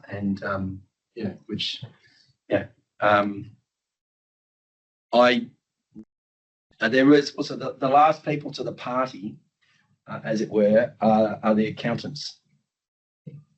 There's a lot of sustainability people who are keen and CEOs who are keen and others, but the accountants are the ones who are basically still in a mindset which says we're responsible for financial stuff. The sustainability team can worry about the physical data, how that's changing, and filling out the risk reports and those sorts of things. The idea of integration in the way that we saw in that supply news table is just not in the minds of accountants at the moment. And so, that's the type of, we know it's possible, but it's not a conceptual challenge. It's actually not a practical challenge. We know it can be done. It's a framing question and understanding and trying to find the right people to have a discussion, which has been tricky to date. With the field of financial regulation, because you often hear like in the Financial Times news about like rating agencies doing all kinds of stuff and also working together with the financial authorities on that. But so we would say, if we would go back to the beginning on the role of accounting in these different applications, we would see the potential to have one data set that was responding to all of these different things. But at the moment, that's not the way it's been fronted. That they're still seeing each new requirement for CSRD, Europe, Corporate Sustainability Reporting Directive, and other things are seen as bespoke, data requirements, things. It's not being thought of in an integrated sense. So in the company reports, you get a small little section with text and diagrams, and not so much on the stats or the numbers linked to the accounts, and therefore you look at greenwashing. Yep.